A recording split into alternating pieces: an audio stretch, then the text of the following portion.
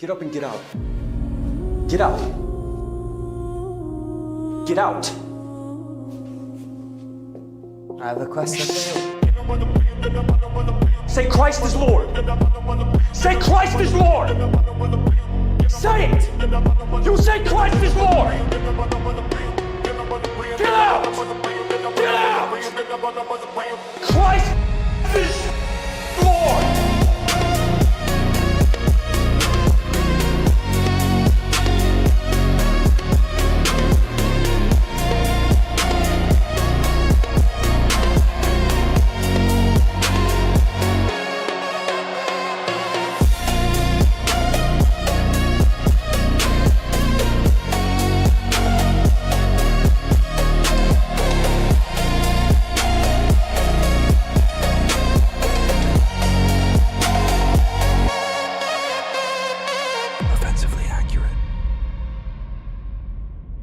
Hello and welcome in to another episode of Offensively Accurate, hosted by yours truly, Atlas Thug, aka White Boy Deep Voice, aka another racially ambiguous quaper. And I'm here to tell you that Jesus loves you and Christ is King. Unfortunately, that always typically comes alongside some pretty other terrible things. I do want to say though, at the very beginning, before we get away from this, we are blaming Pinesap for being late. all the blame goes to Pinesap. It's all me. It's like the one thing I've inherited from like my Occitanian genes has been like being late to everything. So it's that kind of like Mediterranean, like Latin, oh, show up to the function like an hour from now. And then I get there like an hour 30. No, well, I was concerned because I was like, I know you're out west. And I was like, wait a minute. I was like, do we do the wrong calculations like on the timing? I'm like, am I like an hour ahead or an hour behind? That's happened before. And I'm like, the whole lobby's waiting for like an hour. I'm like, I kind of feel bad about that. Glad to have you, man. I feel so bad delaying. I had to pick up, I've been picking up some peaches recently and stuff like that. And I promised that I would. So I had to like swing by there, pick up some peaches and then come back home. Yeah. But the peaches are secure. Everything is good. We got to work out beforehand. So it's been a good day. Yeah, that's good. That's a W. And like I was just saying in the green room, looks like you've lost some weight. You're in the gym now. Oh, dude, thank you. Yeah, I've it's been a really, really good experience and stuff like that. I mean, I think just getting in a regular like workout routine and making it like an integrated part of your life, it almost kind of snowballs from there. Because when you're out of it for a long time, dude, it sucks. It's like really, really horrible to like get back in the gym and stuff like that. You don't feel motivated at all. Right. And sometimes you like adopt like unhealthy habits of like just snacking here and there and stuff like that. So we've locked in now. That's good. I'm glad. No, what's funny is the last time that I like took a big break from the gym was when my wife was like later stages of pregnancy. So I'm like super busy. And then, we're having the newborn and like, dude, I went up to like, I was like pushing like 260 or like 270. Oh, wow. Dang. Barely being 6 foot. So I was carrying weight alongside me. It felt pretty bad. What sucked is we ended up getting our daughter baptized. But in the photo though, like I look like Amish Santa Claus. It's like one of those things where it's like, it's a great moment, but it's like, I hate, like, it's just like, I can't even look at myself. It's like, crop the photo without me in it. We don't need me there. It looks so bad. Dude, well, at least when you have a beard, you kind of like look a little jolly and stuff like that. Yeah. I like in that one picture of me, like standing next to Kai and then like Sarah's over here, like, bro, I literally look like that, like edit of Kyle Rittenhouse when he was like jolly and had like the little twist in his hair, like the rosy cheeks. Like it's so funny. bad. I'm like, dude, I was like, oh my goodness, have I let myself go this bad? Like, this is terrible, dude. You start questioning your life choices. You're like, immediately tomorrow, water and chicken breast, nothing else. It literally is that. Well, and I'm not trying to make excuses for being lazy or whatever, but like, dude, at the time, like I was not getting out of the house at all. Like I was only friends with like one of my roommates and stuff like that. And, he wasn't really a supportive guy or anything like that. He'd like, there was a lot of like mental games there and stuff like that, like kind of like knocking me down. Yeah. And I think it was just like, as a result, I wasn't taking care of myself at all. I just was kind of, it's like we were talking earlier, like snacking all the time or kind of trying to like, almost deal with those feelings in an unhealthy way. Right. And I think snacking was kind of a large part of it. And then it's like when I got into a new place and I made these like incredible groups of friends. I mean, I've got like 70 friends now, right? Like That's I've got awesome. like so many new dudes in my life and stuff like that, and they always like motivate me to be like a better person every single day, and my life's just changed as a result. Yeah, that's good. I'm glad. You bring up the roommate thing too, or like the people who you're living with, and it was there was a period of time, like especially during college, like it was like rough. You live with some really passive aggressive people, and you kind of you think it's all fun and games. Like you're in college. I'm a freshman. I'm like, oh, like I love everybody here. We're all great. Then you live with them for a week, and you're like, I've made a terrible mistake. Like, what is going on, bro? Like, yeah, there's pizza boxes on the floor. Dude, do you want to hear a crazy story my freshman year? yeah, I don't think I've ever told this publicly. okay. Okay, Breaking so my news. freshman roommate, great guy. I won't mention his name. He is actually legitimately a very good guy, but like he was dating this like just overbearing feminist chick at the time. And I remember DU, like on campus, everyone went out for Halloween. Like everybody like partied it up and stuff like that. And these are like I've always come from kind of pretty modest means. I'd probably like upper middle class, I guess, but like the kids that would go to my school were like pretty well off, right? Yeah. So like they're doing coke rather than like just weed or whatever as like a party drug. Yeah. But I remember I spent the whole night just kind of hanging out in like the different dorms and stuff like that. And I come back to mine, and my roommate is like piss drunk, bro. And he's like laying in the bed with his girlfriend and stuff like that. I'm like, oh fuck, like she's here. I just gotta go to bed. I gotta go to bed. We're sharing this like one dorm that's a closet, and it's like my bed's on the left, his is on the right, and they're like both cuddled up in his bed. And as I'm trying to go to sleep, I just hear, without saying his name, it's like, babe, I want you to have sex with me. And he's like, really? Are you sure? And she's like, yes, babe. And then literally I'm hearing like pelvises slamming, like just the whole 9 yards and stuff like that. And I literally confronted him the next morning. I'm like, bro, like, don't be having sex in the room while I'm there. He's like, no, we were just kissing. I'm like, dude, Atlas striking his hammer, Prometheus striking his hammer to the earth, that is not kissing. I know what kissing sounds like, and it's not that. You're like, bro, I was shaking. Like the whole house is moving. I'm shaking. I mean, bro was like a lacrosse player, so it's like when that's going on, like the room is shaking. I was like, are we in like Japan right now? Like there's an earthquake going on. That's bad. It's rough because it's like there's probably an element of him where it's like if he didn't realize you were awake, he might have thought he could just play it off. But I can only imagine like being embarrassed, like when you approach him the next day and it's like, oh no, like he's like riding on in the heavens, and then you bring him down back to earth. It's like, okay, we'll cool it. The beauty of living in college. It's like, listen, this is not it, bro. This is not it at all. We gotta like lock in. Do not be having sex in the dorm while I'm there.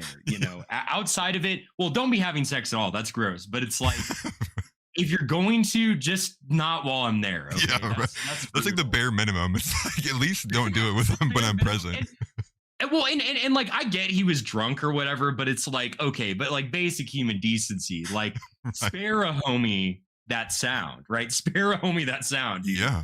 Well, you would think that would go through your head, right? Like the basic respect, right? Like I would just be like, honey, we can't.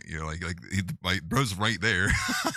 Dude, you would actually think, but I guess like, I don't know, man, like women do weird things to men.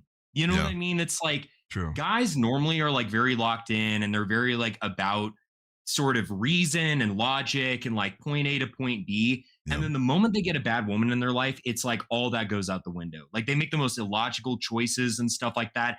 It's weird to see how the behavior changes. I mean, it makes sense, but it's still really weird. Well, even on like super, like more basic tenets, like there was a guy who I knew who, when he got with his girl, all of a sudden he's like, his dietary habits is changing, like a super fit kind of going guy.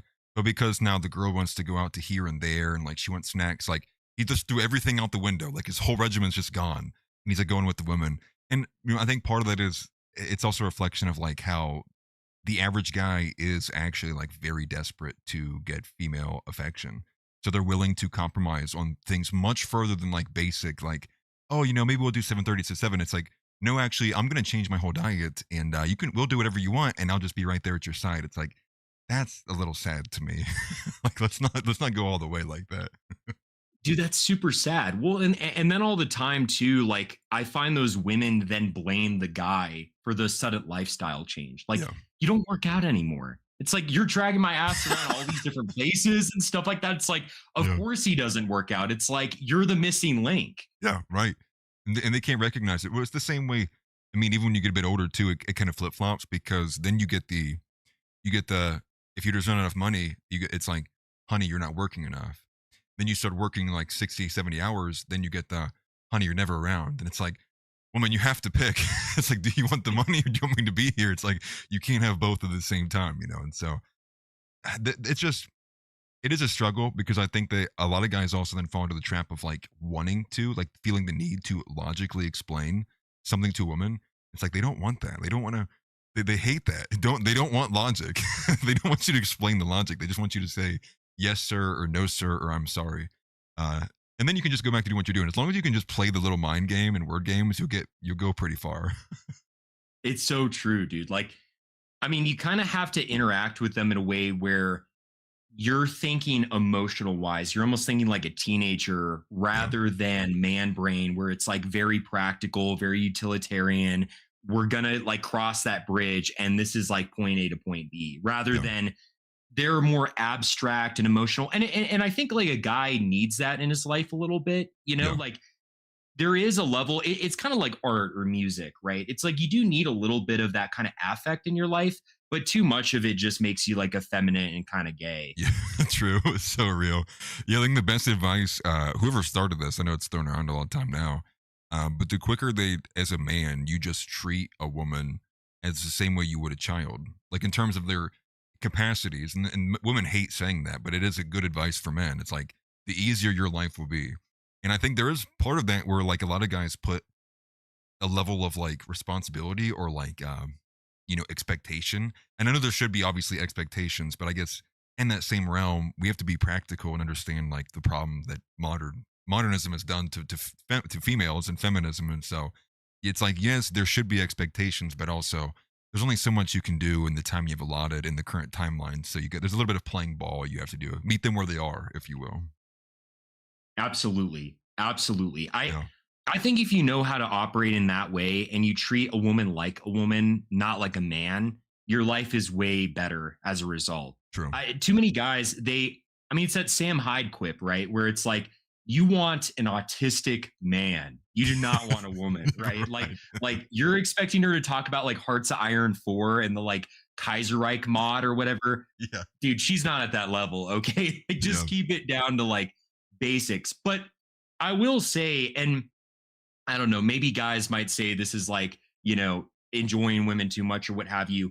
I do see a lot of guys on the right wing also pretend like, oh, it doesn't matter about getting along with your woman or whatever, just marry her to like pump out some kids. And it's like, I do think that there is a level of like, I do want someone I can have a nice conversation with. It's not going to Yeah. be about the same things you talk about with your boys about, but like, Yeah. there are girls out there that it's like, they do have good music taste. They do have like good movie interests or what have you. And it's like, I want someone like that to talk to, or at least about like life's questions in Agreed. the way a man and woman would talk about it, Yeah. not just like some dumb trad bimbo that's like got nothing to say besides, I baked you some sourdough. You're It's right. like, it's like, Atlas, if you ever catch me with a woman like that, please load a railroad spike and just put it straight up my nasal cavity and my frontal lobe. Like, because something is Drop you wrong, down a flight of right? stairs. It's literally like that text. Like, I'm like, hey, bro, I met this great new woman. And then it's like, rest in peace, my granny. She got hit by a bazooka. And then it's saying, glory to Benjamin Netanyahu. I support Israel. Like, what happened to you? Yeah, seriously, dude.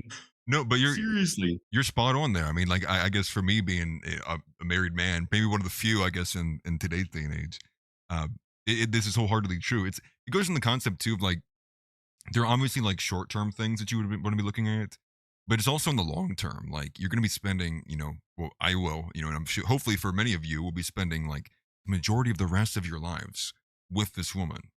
And if you can't have like simple conversations about like music or like the TV shows that you like, it's going to be like a rough time. And I think specifically to what you're saying, you also want a woman that's also going to be able to like, you can have conversations about the influences you want around your children. and like, Right. and being able to have like those kind of conversations, which is spot on with like what you're saying. Like, you don't typically have those with your boys. You know, I'm not sitting here and talking about, well, my daughter did this today. Should I do? You know, those are the questions you have with your wife and like your family. You know, you keep those kind of in house.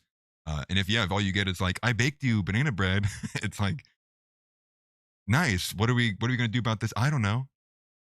Okay, I guess I will just decide alone. And then you have to worry about like them being mad about something, and you end up with these super, I guess, like disjointed kind of conversations, and like that doesn't amount to really anything like long term or plentiful or something that you want to keep building upon. Especially if you're just looking through the lens of like you just want to have a woman to have kids with. It's like I get it, but also there's a lot more to it. Marriage is a lot more beautiful than like that kind of simple reality.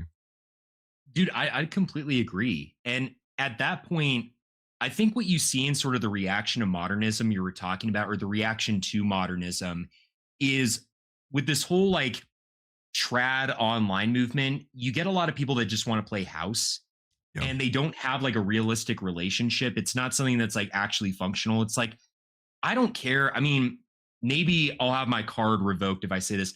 I don't care if my girl wears sweatpants, but like she's got a really good heart and loves God and like obeys the church or whatever. Yeah. Versus like, again, a girl who wears a sundress and bakes sourdough, but she's like an overbearing feminist and she has a body count of 10. And for some reason, she keeps bringing up phalangism around me. And I'm like, was that the last opinion of your boyfriend that like dicked you down, or like what's going on here? Yeah. You know, Yeah. like it's very sad because I think, and this is kind of pertinent to the larger like TikTokification of our culture, but a lot of people don't know what normalcy is anymore. A lot of people come from broken homes. A lot of people come from like divorced parents and stuff like that. Yeah. And I think they're trying to like interact with what they think is normal. And it's this illusion that's sold online to them of like, well, this is how your wife should act, or this is how your relationship should be. And in an actual functional sense, it's very much not that way. Yeah. And so it becomes kind of distilted and sad and almost like the movie Obsession when you actually try to play it out that way. Right. Yeah. Well, that's kind of what we're in right now. There's LARPing all over the place. I mean, not to take shots now, but like, when you see things like, Patriot Front, I would have a bit of things inside of there. Same thing with like the trad wife. And overall, what you look at is it seems like the trad girls, or like the what's the best way to say this? Like I guess it's the trad girls, the ones that are kind of, posturing themselves as being like, I'm Christian, I'm conservative. It's looking like guys are having more problems with those girls than they are like a normie, or maybe a girl who's not politically tapped in. And I think there's an element in there that I think, is this also like, is it real? Do these girls actually feel and believe this way? Or are they doing this in the next level evolution of a song and dance that attracts men, that gets them to the same place they would have been in any other kind of context? They're just using it to their advantage because they know men find it attractive, or the men that they would like to attract, they find it attractive. And so it's just sad because we kind of move away from like the liberal blue hair stuff, but then now we have like the Sarah Stock situation, and not that it's just her, but there are a lot of elements inside of that where it's what's Andrew Wilson call it, the femcons, these feminist conservatives. It's it's a huge problem. Like, and it kind of keeps trying to get deeper baked into the cake. And that's why, like, guys like yourself and Wilson and others, we just have to continually chisel away against that and be like, no, this is not what a woman is supposed to be. It is not that, for sure, not that. Dude, it's so true. I mean, there was that I remember on social media like a month ago or something, there was that like Eastern Orthodox girl that was like, oh, all you incel groypers just hate women and stuff like that. And then sure enough, she was DMing guys, pictures of herself built like a fridge and stuff like that. And it's like, how emblematic is it of, you just need to get laid, incel trad edition. But then it's like, they're the biggest, I'll be blunt, the biggest whores in the entire world, right? Yeah. And it's not even like we're trying to catch up people when they make a mistake or what have you. Everyone makes mistakes. Everyone does stupid, sinful stuff. I'll never beat someone down, man or woman, for falling into that. But it's like, if you're going to have this arrogant, boisterous tone of like, I'm the girl you want to get with, right? And you can't get with me because you're a gross incel. You're a gross incel gaper. And then it's like, okay, well, you're DMing guys pictures of yourself in a bikini or worse. It's like, man in the glass house, right? Trad thought in the glass penthouse at that point. Yeah, well, how many DMs do you have from Empath Chan? Dude, me and her. I mean, talk about like, Spider-Man 3. I mean, that room is you don't want to go in there, right? Looks like Slimer paid it a visit. Looks like the Ghostbusters revenge tour or something. That's crazy. She is like the most, like, jokes aside, she is the most like chopped woman in the entire world. I think the same thing. Gross. Yeah, I agree. It doesn't make any sense. I'm like, why are all these guys going out of their way to like to get the attention of this woman, or even responding to her DMs? It's like, really? Like, I'm not gonna. No, I mean, people find that offensive. It's terrible.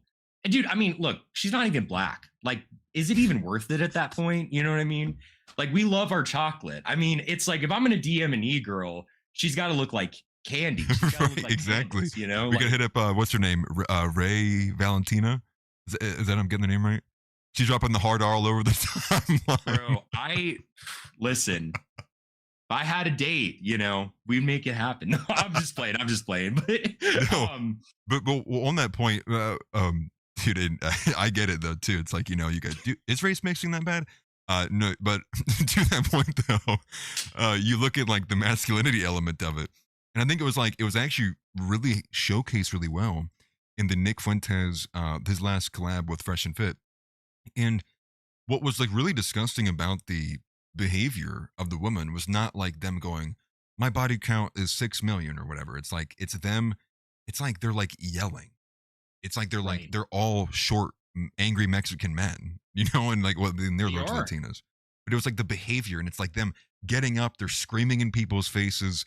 It's like, in what world am I like, is this supposed to be like, I want that? It's like, no, it's like that, get that away from me, actually. Like, because you just know that's like, if that's them drunk, having a good time, it's like, Lord have mercy. Imagine them having a bad day. Like, dude, you would want to be nowhere near those people. Dude, and it's so crazy to think that like men give up their freedom to be with a woman like that. You know what I mean? Like, all these projects you can work on, all these things you can design. It's like we have the soul of an architect and a general and a conqueror and an explorer. And you give that all up for some mid woman who's just going to yell and scream at you because you had the slightest inconvenience in her little world, right? Exactly. That's ridiculous.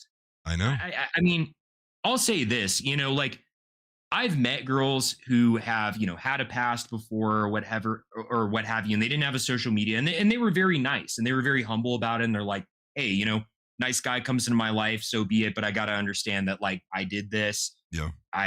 This is my cross to bear and stuff like that. And honestly, like, as boisterous as I am about like no trad thoughts or what have you, I feel really bad for those particular women. And I'm like, hey, well, while I don't think maybe it's fair to a guy who has not made those same mistakes to be with you, I do hope you end up with a good man, right? Yeah. But these women, like, bro, even if they were like virgins and they didn't have, as you were saying, a body count of 6 million, it's like, I would not want to touch you with a 10-foot pole. Like, I wouldn't even want to be in the same room as you. You are so over the top, arrogant, boisterous. Everywhere you see a man, you're looking for a spirit to knock down and imprison in your little world, so he just becomes your slave, and it's gross. Yeah, it's someone that's all largely driven from like the feminism, but even more than that, it's like I don't even know if you could say this is just directly feminism, but it is like this hatred of men, and I wouldn't even say it really just hatred. It's like the channel they take that's really disruptive is they're always like competing, like they're competing with men. And that doesn't typically always mean that they're being masculine, but at a certain point, it does. Like, why are you trying to compete with me? Then you get into these bounds of like, if you're trying to compete with me, then you're clearly not submissive. Like, because if you were submissive, you would just like you'd like bow the head. We're not literally bow the head, but you'd just be like you'd give the go ahead. You'd be like, yeah, you're smarter, you're whatever. But they don't do that. It's like, so even the women that are still like in these pathways that are in trad, that I would say check all the boxes. There's still like the deep rooted element that's like goes back to like the Susan B. Anthony of like, you can be great, you're the exception to the rule, right? And I think, and it sucks because I do think that there probably are women that could be the exception to the rule, but the problem is that every woman thinks they are the exception to the rule, thus that becomes the rule, is that every woman thinks they're the exception to the rule, and then that makes for, it's like they might acknowledge that, yeah, men are the superior, men should be leading, men are in the godly order, this is how things should be to reflect what God desired to and what would be good. But then it's still like they try to find all these other pathways and I don't know, at the end of the day, I think that there is like, with the world that we live in, it's like you look at that, and you kind of talked about this a little bit too with like some of the SSPX stuff we'll get into, or PX, forgive me. But it's almost like perfect is the enemy of the good, and Mm, you kind of have to recognize at a certain point, like, when can you say like good is good enough? Like, sure, it's not everything I want, but at a certain point, it's like maybe I am kind of crossing and splitting the hairs too much for, almost like demanding perfection in and of another human being, of which like I'm clearly not a perfect human being. And that on some of those lines is where I'm kind of like, I think some guys kind of get stuck or hesitant, where they find it's like one thing and they'll cross the girl off completely. I don't think that's the best way. Ultimately, I would say avoid red flags. But at the end of the day, going back to the woman thing, it's like I don't enjoy it either. You see this 45-year-old woman, and they did the same thing, but the reverse. He wasn't 6 foot, or didn't have six figures, or he, all of these things. But now she's 42 years old, crying in her car alone, and it's like, yeah, now really nobody wants you. right. And so I just feel bad of like the people who are left out, like the externalities, because it's like I don't want to see anybody suffering. I don't want to see anybody like having a bad time. I don't want to see that on anybody. Like even people like I really don't like my enemies. I would never want to see like I'd like to see Sneeko deported, but I wouldn't like to see him like literally hurt. You know what I mean? Like, and there's a difference in You, that. you wouldn't want to see him raped, like Yeah, you want to right, see him right, deported, but right, you don't want to see him raped. right, exactly. I might say it, but it's a joke. It's a joke. Right. Right, dude, and Gaper's got to be scared of his army of monkeys because they're coming. Okay, they're coming. They're in their little like white women purses and stuff like that. I'm scared, dude. I'm scared. Me and Chud Gaper, I'm never going to be. I'm never going to be able to compete with his army of Uber Eats drivers and DoorDash. It's just, Dude, it's over. Like the Wingstop employees, dude. They gave me a side eye when I was driving by the other day. I like bro. they were doing a little bit of this, like a little bit of that. And I was like, I got to stay the hell out of this area, bro. It's bad. Well, it's funny that you mentioned that because I used to always think Popeye was just like one of the worst places to go into to like just try to get any food. It has actually become Wingstop. Like It has Wingstop is because bad.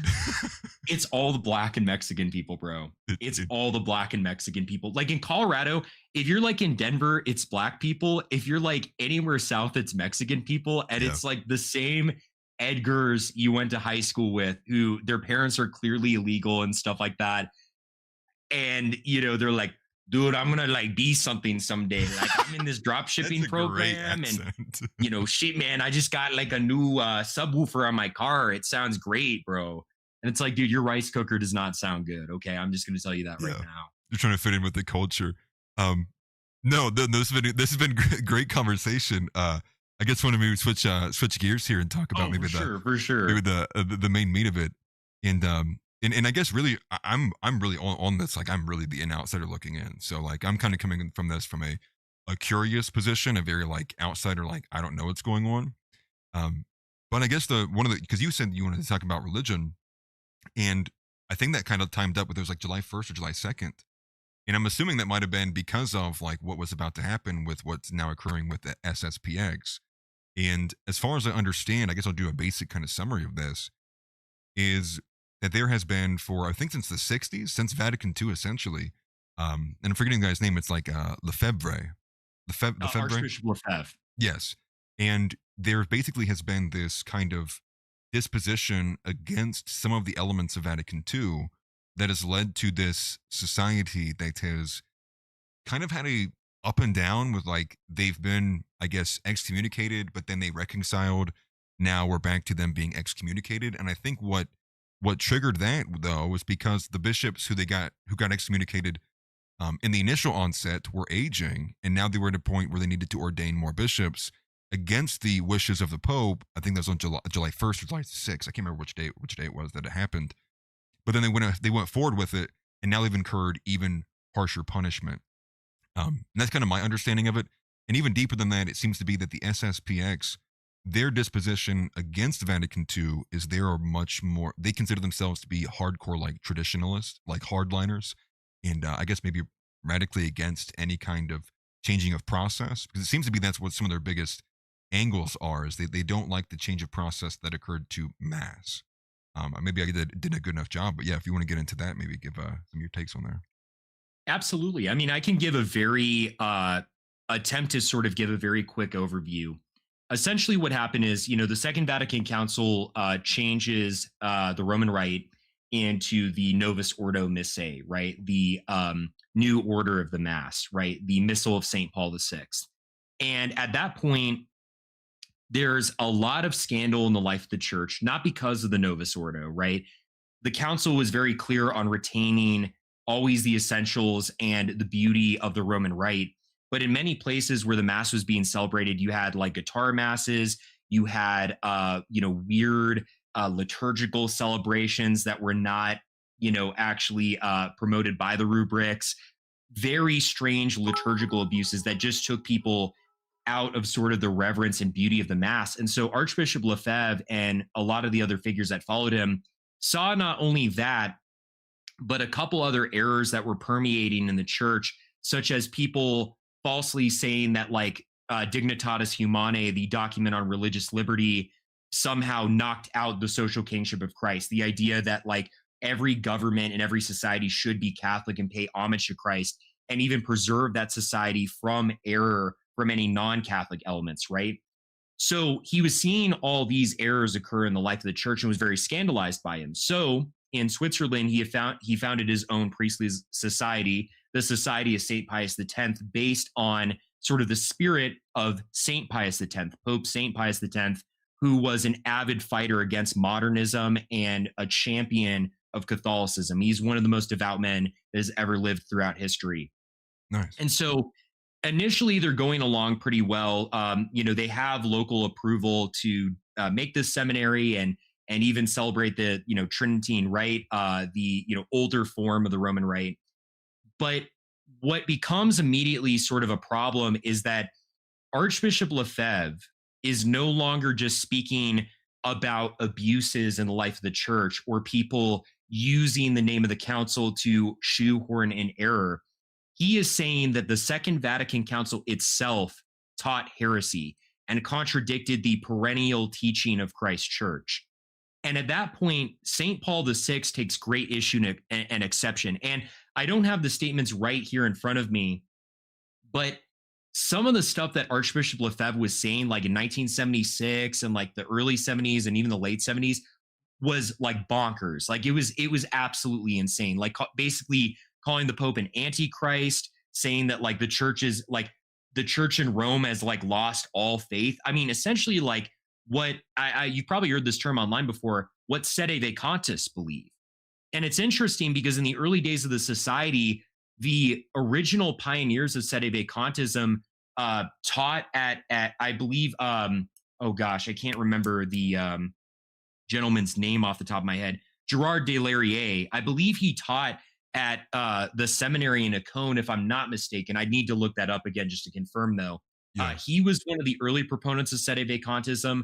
Father Cicada, Bishop Donald Sanborn, all those guys, they were originally with the Society of St. Pius X, and they even felt like they kind of had a little bit of approval for their views from Lefebvre.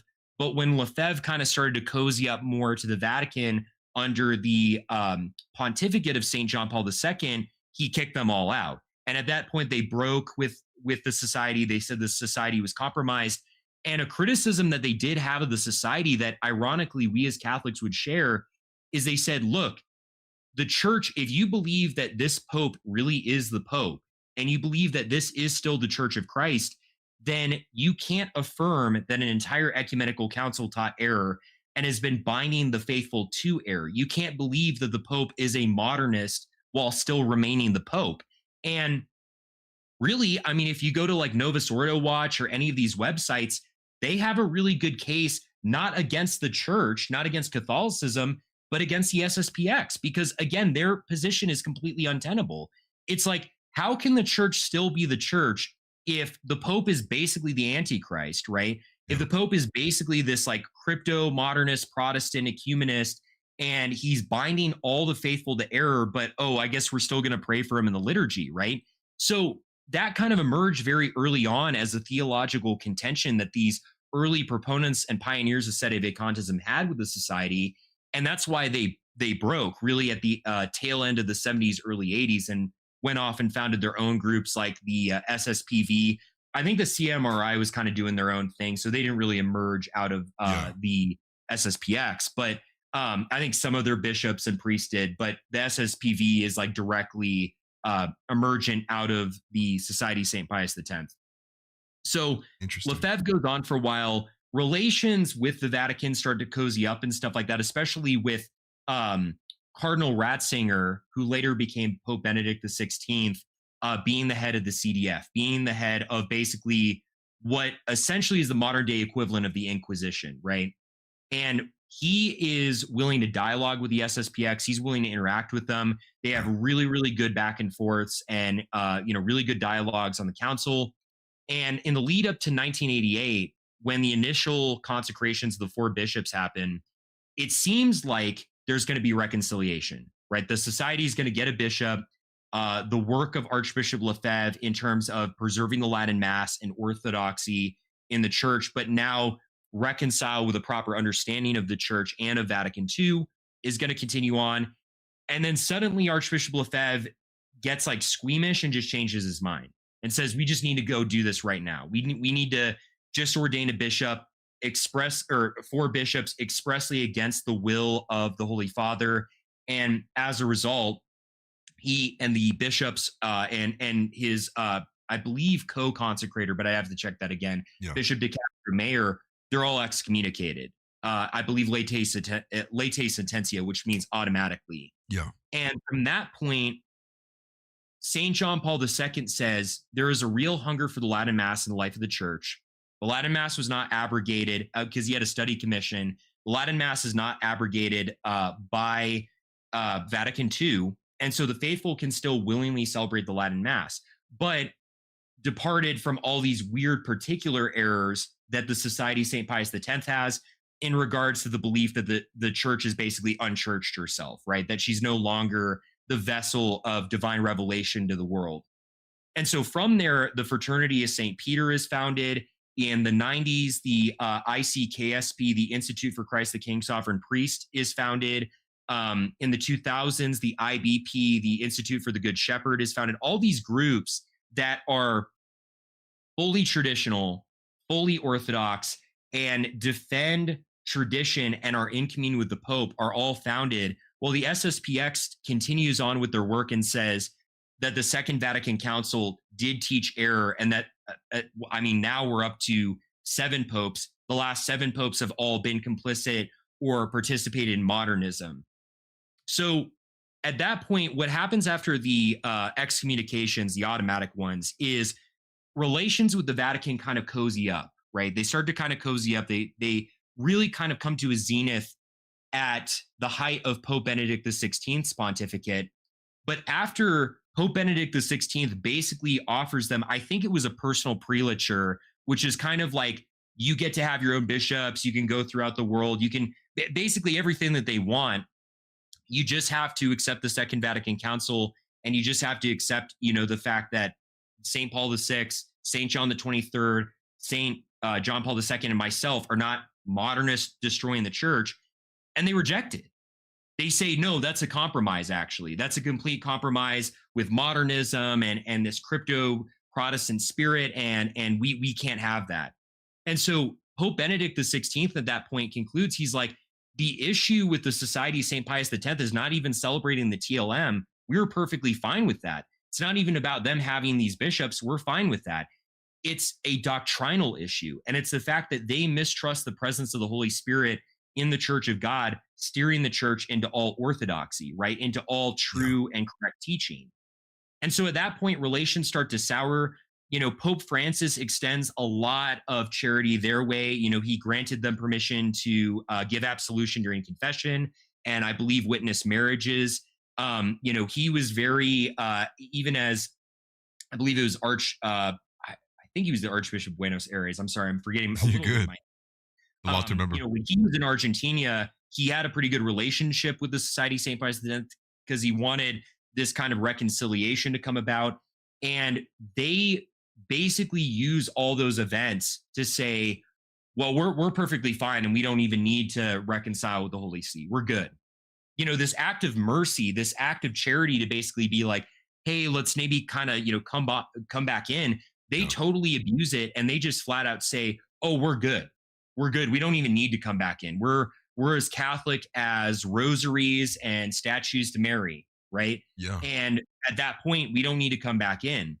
Well, after Traditionis Custodes comes out, which I do think was an imprudent document. I know why Pope Francis issued it, because there were some people in the life of the church that did deny the Second Vatican Council. I think it caused a lot more harm than good. I think it was a completely imprudent measure, and that's okay to say as a Catholic, right?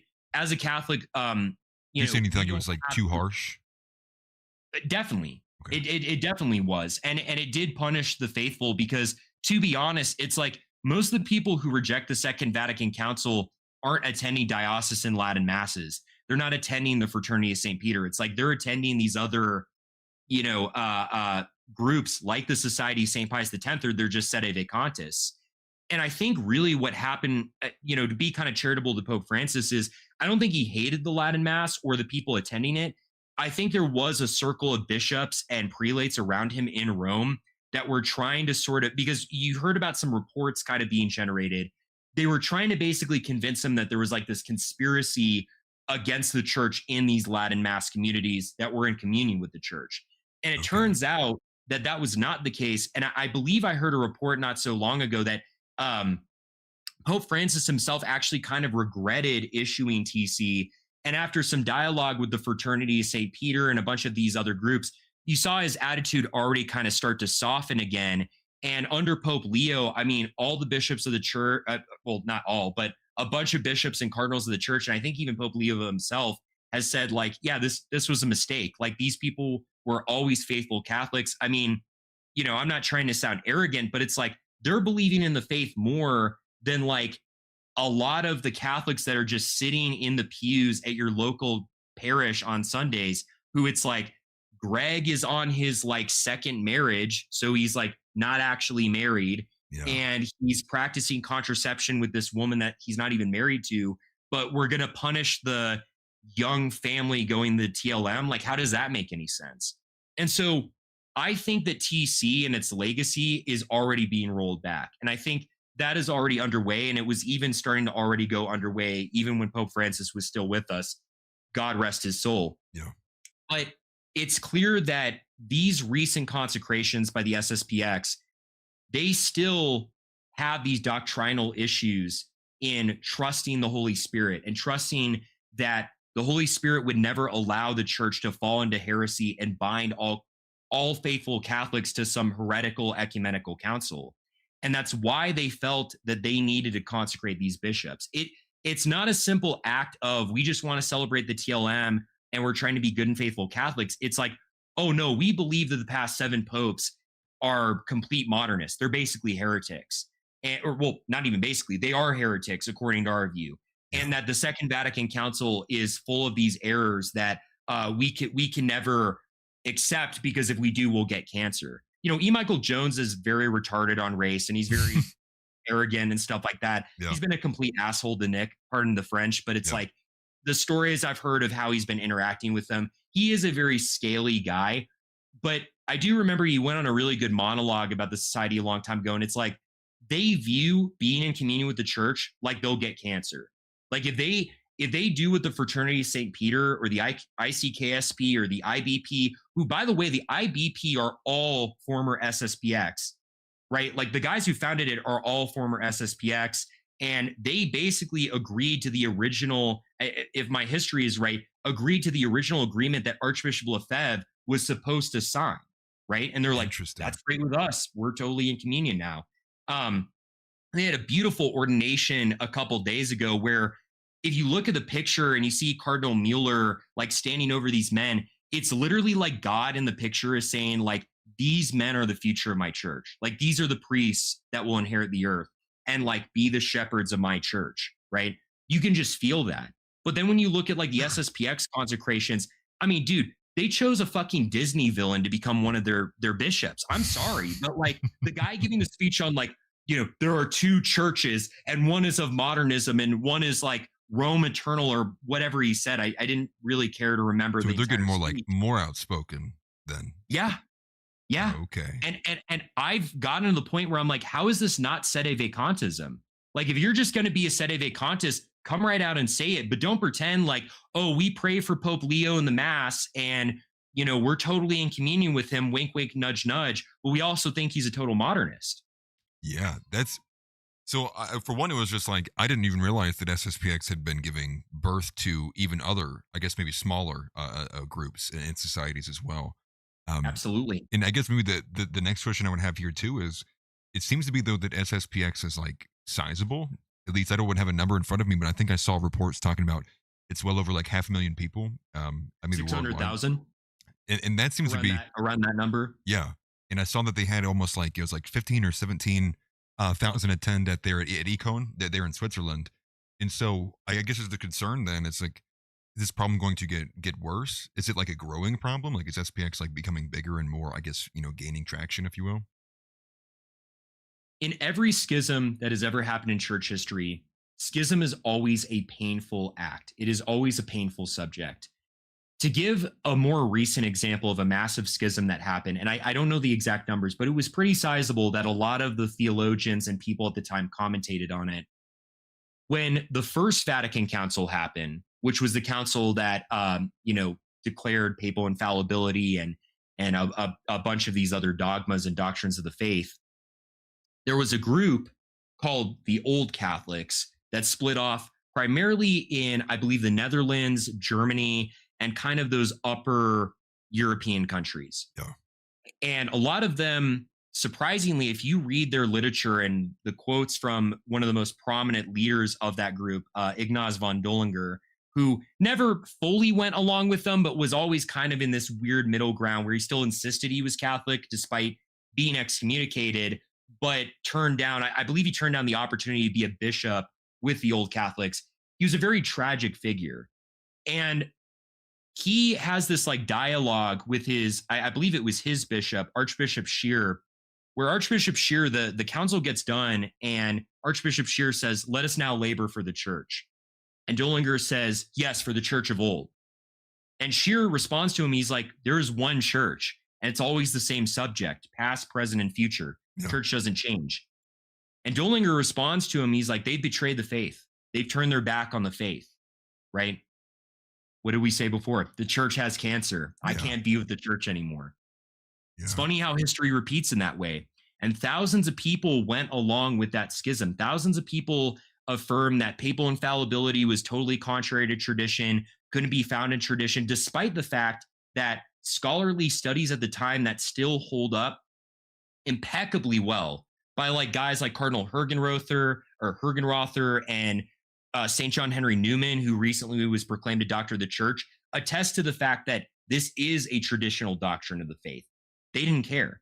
And so in the name of their perception that tradition had been abrogated, they went off and created this own schism and brought thousands of souls into death and damnation with them. Yeah. And I think the same thing's happening with the SSPX. I don't doubt that many of the people that attend the chapels of the Society of St. Pius X and listen to their sermons and stuff like that are great people. I don't doubt that many of them have the best of intentions and they just want to fight for Catholic tradition. And they're very sad to see that there are a lot of bishops in the church that should not be bishops. There's a lot of priests that shouldn't be priests. There's a lot of cardinals that shouldn't be cardinals. But the fight is in the church, and it's not outside of her. And every single moment in church history that you look at and you see corrupt men in the episcopate, corrupt men in the hierarchy, none of the saints turned tail and ran to a little group, right? None of them created their own little schism. All of them stood and fought like men and women of God, and they were always vindicated. God was always on their side, even in the midst of persecution. But God is not on the side of schism. And I caution that anyone who is following the Society of St. Pius X into schism, God will not be on your side. But he is on your side if you stay and fight in this church, his church, which will always remain the same despite the sinfulness of the men in it. So one of the questions that I have that I'm really concerned about, I'm just kind of curious what your response would be, is I've seen a lot of things like online. I don't know if this is true or not, but I guess, I would assume it would be, And it seemed to be the people were having a dialogue about a Facebook post from a woman who like was going to a they were going to a Norvis Ordo, but they had to acknowledge but they acknowledged to the bishop, I believe, that they were of SSPX. And then I guess the bishop said that, well, like we are not going to they would not move to the absolution of the sins for this girl. And and I don't know if that's even true or not, but I guess my concern would be on two elements. Is that a thing that would be going on? Is like this kind of like recognition or acknowledgement, like not wanting to, or maybe perhaps this active of like wanting to push them back towards the church and away from SSPX? And then second to that, how would say today was the first day that somebody decided, I want to be Catholic, I'm going to go check out a Catholic mass. How would they even know if they are contending Norvis versus SSPX? And like, are there like telltale signs of that? There's a couple distinctions to be made. Yeah. Someone just going to a Society of St. Pius X chapel by accident is not committing a grave or mortal sin, because for a mortal sin to occur, there has to be full knowledge, full intent, and grave matter, right? Yeah. So even though they might have had like, full knowledge or sorry, not full knowledge, full intent, they went to that chapel and the grave matter of attending one of their masses or what have you was there. They didn't have full knowledge about the schism. So in no way would God hold them liable for not knowing any better, right? Yeah. There has to be culpability for mortal sin. And so God is not a trickster. God is never going to trip us up at our judgment of, oh, you did this thing that was immoral, not knowing that it was immoral. Well, too bad, you're going to get thrown in hell. That's not the way it works. Right. I would also say that, it's kind of a case by case basis with the faithful who have been attending the Society of St. Pius X. If someone didn't know better or someone was not aware, then they should be treated with the utmost charity because they just didn't know, right? There's a lot of old people that sometimes go to the chapels. There's a lot of young people who just don't know any better or aren't tapped in online. And maybe they haven't heard about the announcement. Again, that person would not be guilty of the sin of schism because they never had any intention to cleave themselves off the church. But if someone does go to a parish in communion with Holy Mother Church and they say, I abide by what the SSPX teaches, now absolve me, the priest is more than justified in saying, I cannot do that. Similar to, and this is not dissimilar, similar to if they were going to an Eastern Orthodox church and they said, I agree with Eastern Orthodox theology, absolve me. They can't be absolved. They're in schism. So it's all about that full knowledge. It's that full culpability of knowing what you're doing is wrong. And if someone knows what they're doing is wrong and still intends to, which I don't know, like if you were an adherent of the SSPX, why would you be trying to get absolution from a Novus Ordo priest? Yeah. But if someone knowingly is participating in schism and does it defiantly, like some of the people John Henry Weston was interviewing after the Icone consecration, those people should be denied absolution. But anyone who doesn't know, they should be treated with grace and mercy because they didn't know. Yeah. No, that's I was hoping that would be the case, right? If it would be, because that's kind of one of the first thoughts I had actually, just thinking about the situation overall, was like I couldn't imagine if imagine your first day is like you end up, you walk into SSPX without even realizing it, and then you walk back out the door, and then you're reading the news, and you're like, wait a minute, like, well, what did I just do? Like what just happened to me? Because I'm sure there's a lot of questions floating around here too. Because again, like what you had said, it's a hurtful situation, and I think a lot of thoughts begin to immediately run through people's heads, which is like, I mean, the first one being like, I don't want to be wrong, and I think for a lot of people, like maybe perhaps no matter which side they're on, they maybe do have that thought of like, maybe I should like recheck, like should I like confirm myself. And the reason I bring that up is because when I listened to your space yesterday or 2 days ago, I can't remember when you did, it was really good. But there's one point where I think that you had even said, when you had walked away, I think you were used to be Anglican, I think is what you had said, and then you walked away from that towards Catholicism. But even in the onset, you felt like you were like aligned with the SSPX guys. And so I'm curious, like, is there like a bit of a trap here? Like, are they selling something that seems to be good? They are. They very much are. And a lot of what I've tried to do online is, and I think I said this in the space the other day, not have people fall into the same pitfalls I fell into when I was entering the church. Yeah. Look, I don't disagree. Ironically, I will actually agree with the SSPX on this. There is a huge crisis in the church. Now, I don't think that the crisis is what the root of the crisis is the Second Vatican Council or the popes. I don't think it is. Okay. But it is very clear that there is a crisis where we are not getting formed. Catechumens are not getting formed. Catholics are not getting formed, and everyone is in question about what their faith is. You know, who do I follow? You know, Lord, to who else do we go, really? Yeah. And a lot of people, especially with our internet culture, are trying to look for faithful answers. And so when they see someone celebrating a very beautiful liturgy, when they see someone celebrating a very beautiful mass, and they, you know, see these sort of accidental elements of tradition and piety and stuff like that, aesthetics and beauty go a long way.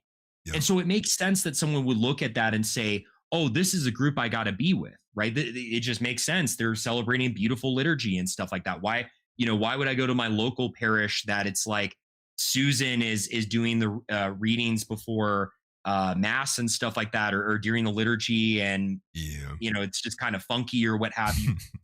Why would I go there? Why not here? Yeah. The problem is that I remember this distinct line for the longest time. For honestly the rest of my life, I will never forget this. But there's a beautiful book on the exorcism of Emily Rose. Have you ever heard of that incident, that event? I have not. I'm not familiar with it. There's been movies made about it. Okay. It's one of the most famous exorcism cases in history. Very well documented. Okay. I'm okay. And you can listen to her exorcism on YouTube, and dude, it's frightening. Yes. Like the voices she speaks in and stuff like that. That is not the voice of like a 16-year. I think she was 16. That's what I'm familiar with. 16-year-old is that YouTube video, because it's like 17 minutes long. I'm pretty sure it's like a long video, but I think that's why I'm familiar with that. Yeah, hearing her, I couldn't finish it. Dude, it's terrible. Well, because I think implicitly have a feeling of discomfort towards the demonic. Yeah, like right. You know, we watch scary movies and stuff like that, but when we actually hear something demonic, it's almost like when you were a kid and you entered some creepy house and you feel a sudden chill come over you. Right. You couldn't explain what that feeling was. You couldn't explain why it came over you, but you're like, this is wrong and I shouldn't be here. Exactly. I think that's the same feeling that comes up when we hear something that is demonic in nature, or hear demons communing to kind of conspire against our salvation, conspire against our walk with Christ. Yeah. During that exorcism, the priest asked her, and this is actually one of the reasons I know that this was not a bullshit exorcism, right? Priest asks her about Archbishop Lefebvre because of like the chaos going on in the church at that time. This was in the 70s, really bad time. And I believe in Germany too, which really bad situation. Yeah, Germany is like a hot. What was happening there? And he asks her, you know, I think Lefebvre's name comes up somehow. And he asks her, well, what about Archbishop Lefebvre? And the demon through her says, oh, the Archbishop, it's a pity they don't follow him. Now, initially, when you hear that, you think, oh, no, the demon like is almost warning us like we should be following him. But wait a minute.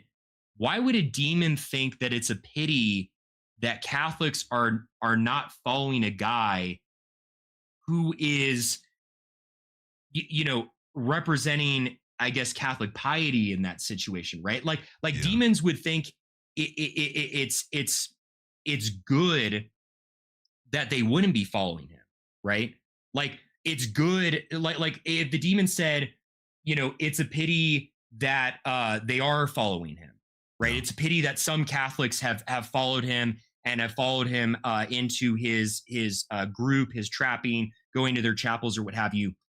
And it's very interesting because the gentleman commentating on the exorcism says demons do not care about what theological position, what sort of trapping they can use in order to win you over and damn your soul to hell. Yeah. He said earlier in the exorcism, they kind of were referring to figures like Hans Küng, who is probably one of the worst heretics in the 20th century. I mean, Atlas, there is not a dogma or doctrine this guy did not deny. He denied the resurrection. He denied contraception, gay marriage, abortion. He didn't even think that God was real. I mean, literally wanted to destroy the church. He's Mormon? Say that one more time. Was he a Mormon? He was not. He was not. He was at one point a Catholic theologian, and he just straight up like delved into the worst modernism. It's like advanced modernism, like to the point where, again, he didn't even believe in God. And he's just like, Christianity is like a nice, like social teaching that helps us like live better with our neighbor and in harmony. Okay. I think we've all heard that said by someone at some point.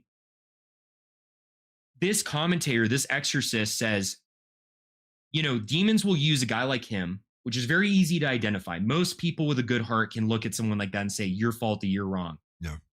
But the thing that really trips people up, and this is what he says, demons can also use the language of tradition, not tradition itself. Demons can't use what's holy, but they can use the language and trappings and dressing of tradition to try and win people over. Right? Yeah. And when Emily Rose, the demon that was speaking through Emily Rose, said, it's a pity more people don't follow the Archbishop, they're lamenting the fact that their plan isn't working. That there are, especially in that era, so many Catholics that are still willing to suffer with the Pope, like Dietrich von Hildebrand, who was a fiery traditional Catholic and defended the Pope till the day he died. Right? Yeah. They don't want you to be like Dietrich. They want you to be like Archbishop Lefebvre. Oh, you can have your beautiful liturgy. You can have even some true teachings and stuff like that. But the one thing you cannot have is communion. Because if you don't have communion with the Vicar of Christ, you don't have communion with God. And if demons make you not have communion with God and they got to use some of the language of tradition to do that, they will. Yeah. And I think that's what's been going on with these converts and catechumens trying to enter the church.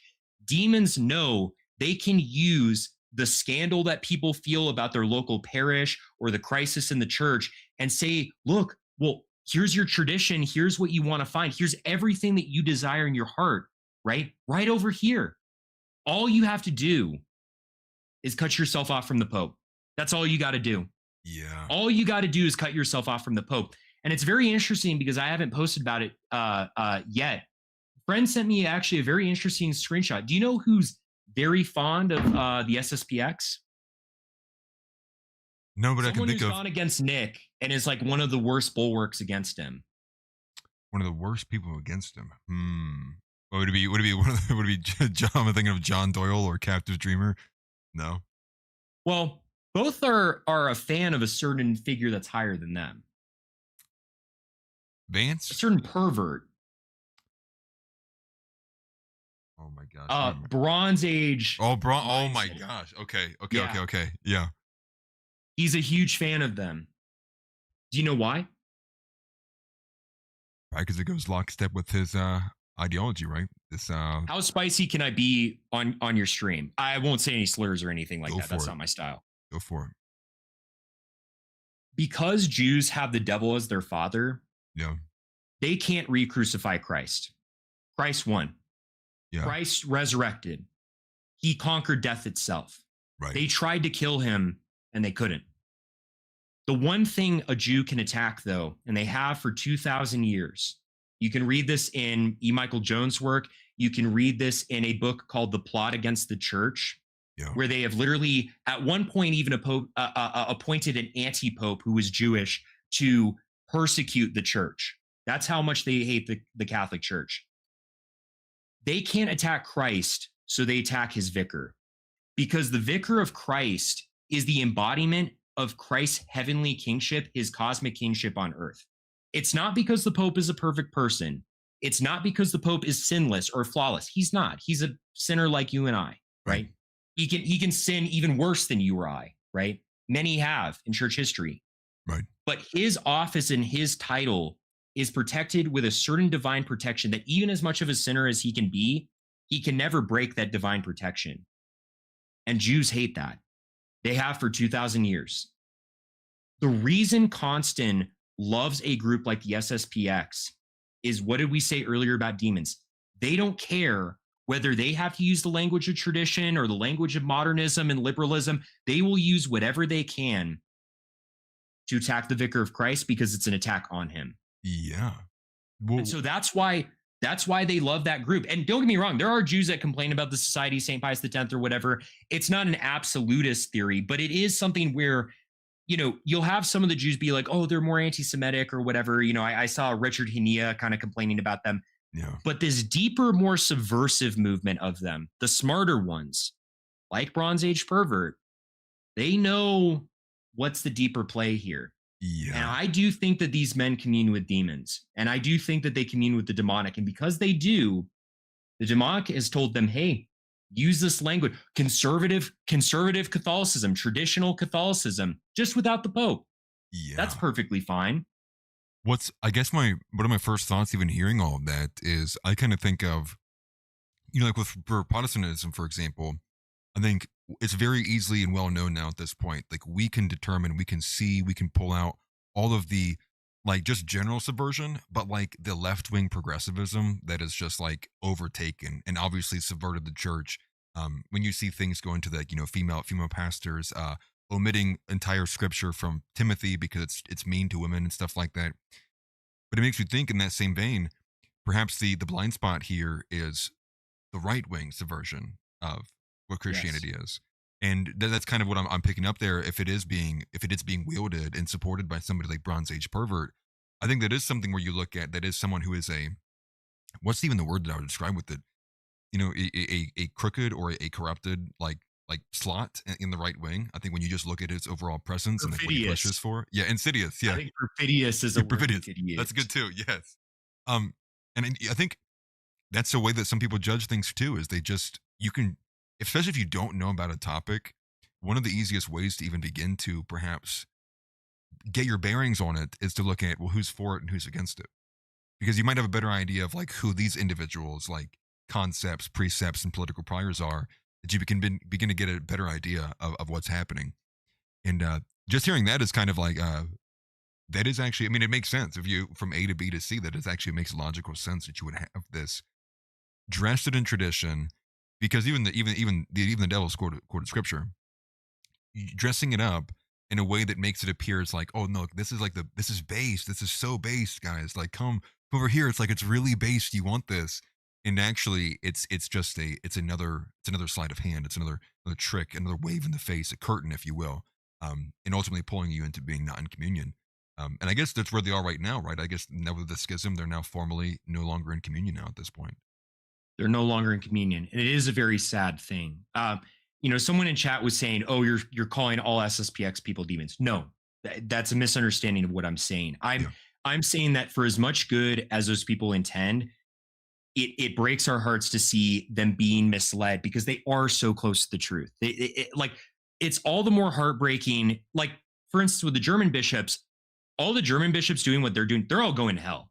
Like until they fall at the feet of Peter and literally beg God for clemency for promoting homosexuality and women's ordination, stuff like that, they will all be going to hell. I have no doubt about that. Yeah. But for people that are so close to the truth, and yet it's that inch close to heavenly glory, it's painful. It makes it all the more heartbreaking. Yeah. And Atlas, I want to ask you something. Yeah. You know who's been really keen on like gassing up kind of like some of the SSPX narratives and stuff like that, and kind of how it ties into a different group? Who? Same people? Candace Owens. Really? Yeah, the whole Tucker sphere, Candace Owens. Oh, the Vatican is woke. You know, Peter Thiel saying, "Oh, the Pope's a communist" and stuff like that. Yes, the gay technocrat. Okay, the Pope's a communist. I'm going to listen to that guy. What a connection that is, because I literally thought of Thiel when you had mentioned how some of the language and rhetoric referring to the past 7 popes, going even beyond just calling them modernists, but like the rhetoric reaching like calling them, some of them like antichrists or like anti. Peter, that's where Peter Thiel is at. Peter Thiel has mentioned just in the last couple of months that that's his opinion of Pope Leo.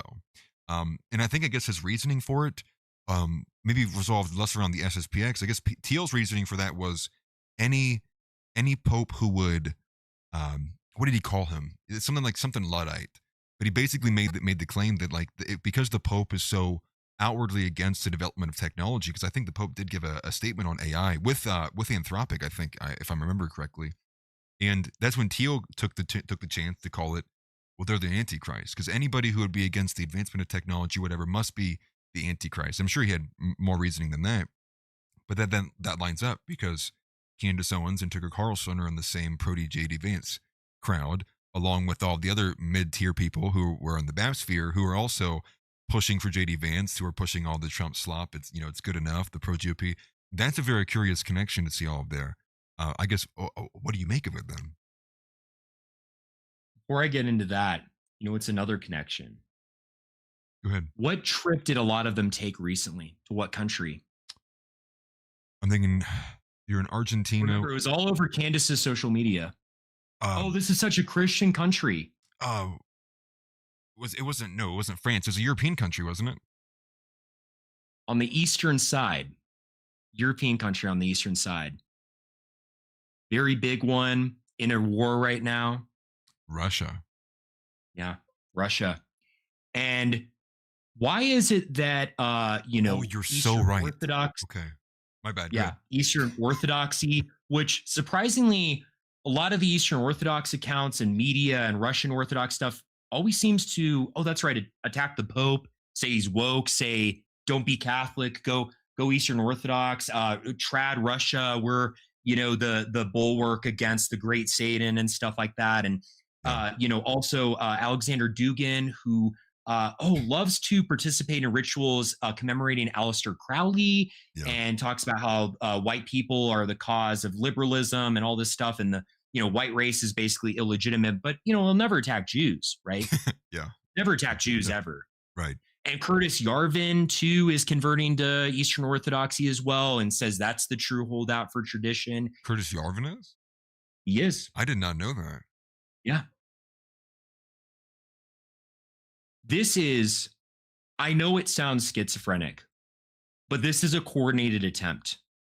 No. It is every group on earth that is not a part of Christ's church attempting to circle the wagons and all point the finger and say, look, that's not where you should go, right? Look, the Pope is woke. He said that thing about migrants. Oh, shouldn't be Catholic anymore, right? Vatican II. Shouldn't be Catholic. You should be with my little group. And they don't care what it is. SSPX, they don't care if it's Eastern Orthodoxy. They don't care if it's Islam. They don't care if it is any of, we saw with the recent crash out of the Chadites and stuff like that. What are they? Right-wing atheists, right? Yeah, the Paulonians or whatever. Yeah.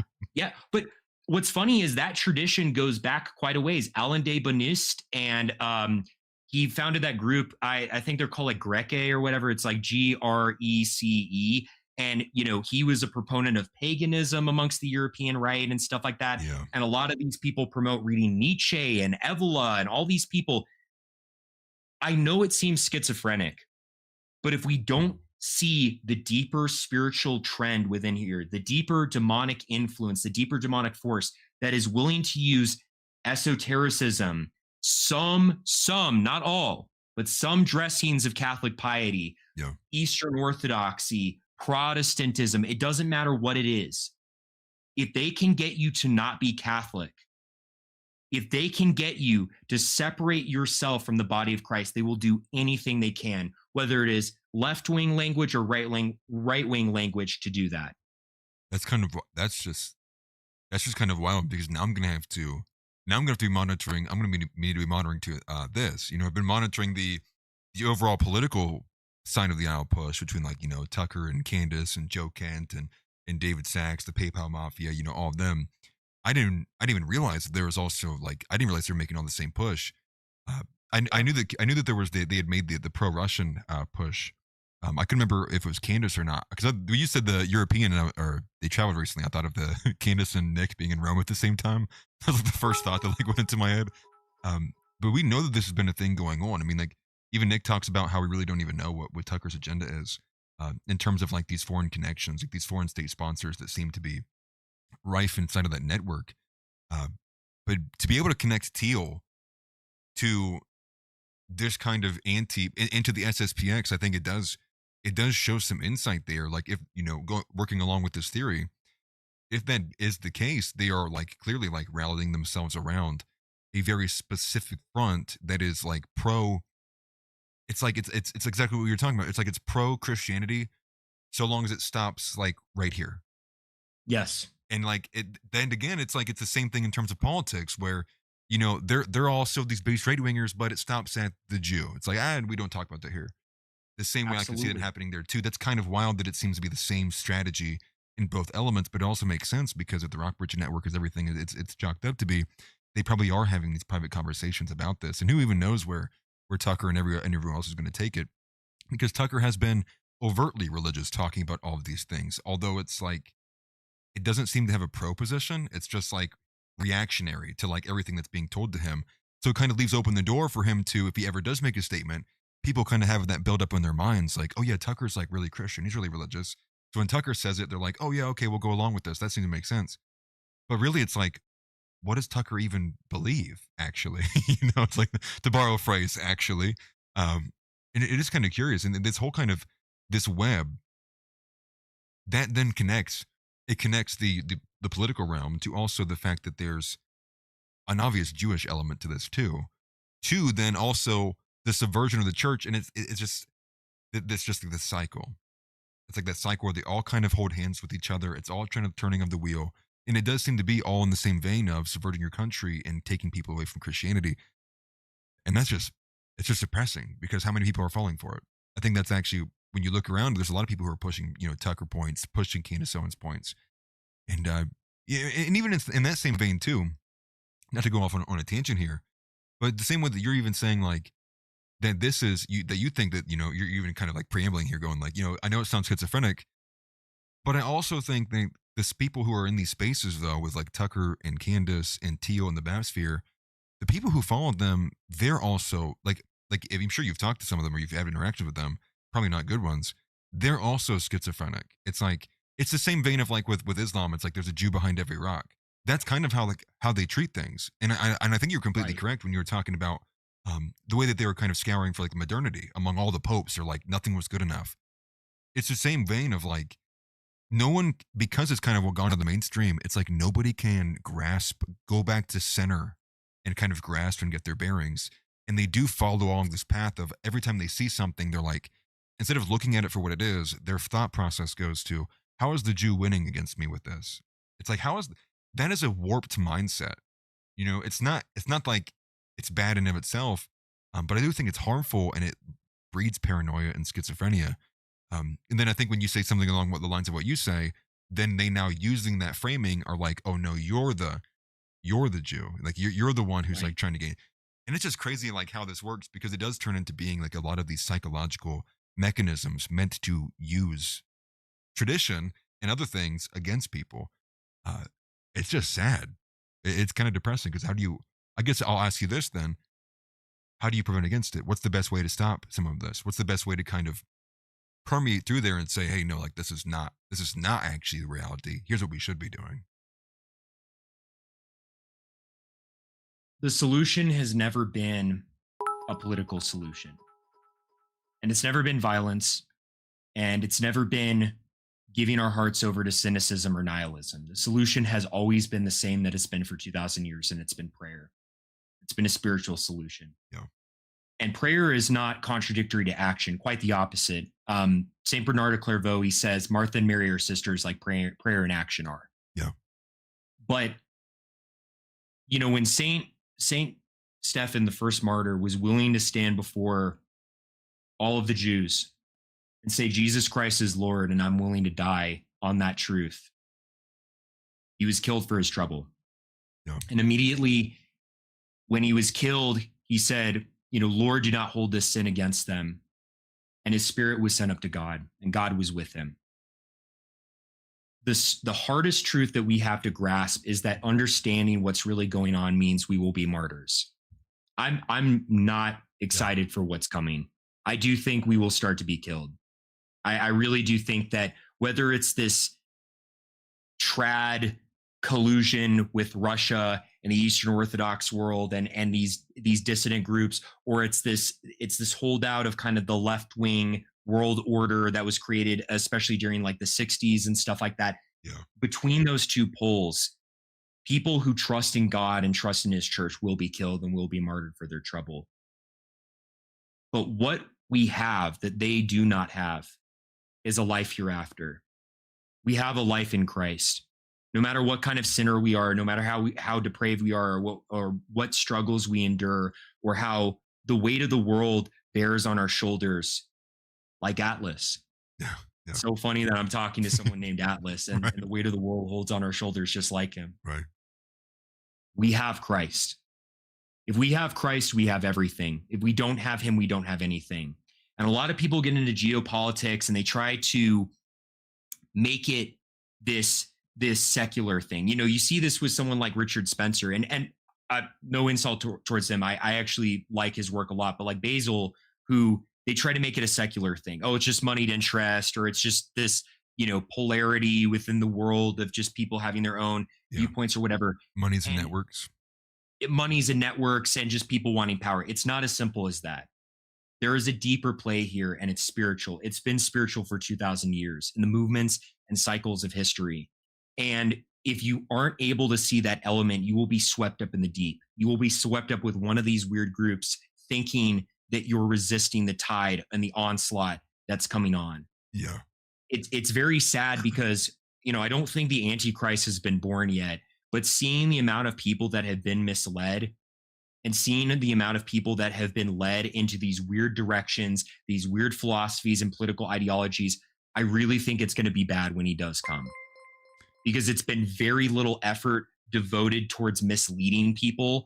And how many people have we seen go astray? I mean, Nick was the only one talking about the JQ for years. And now, because he doesn't believe Charlie Kirk died, according to them, he's the Fed. He's Right. the one who's actually on the payroll, right? Yeah. You know, Candace and all these figures, they're trying to introduce almost cultural schizophrenia into the narrative because we got too close to the sun. We were like Icarus.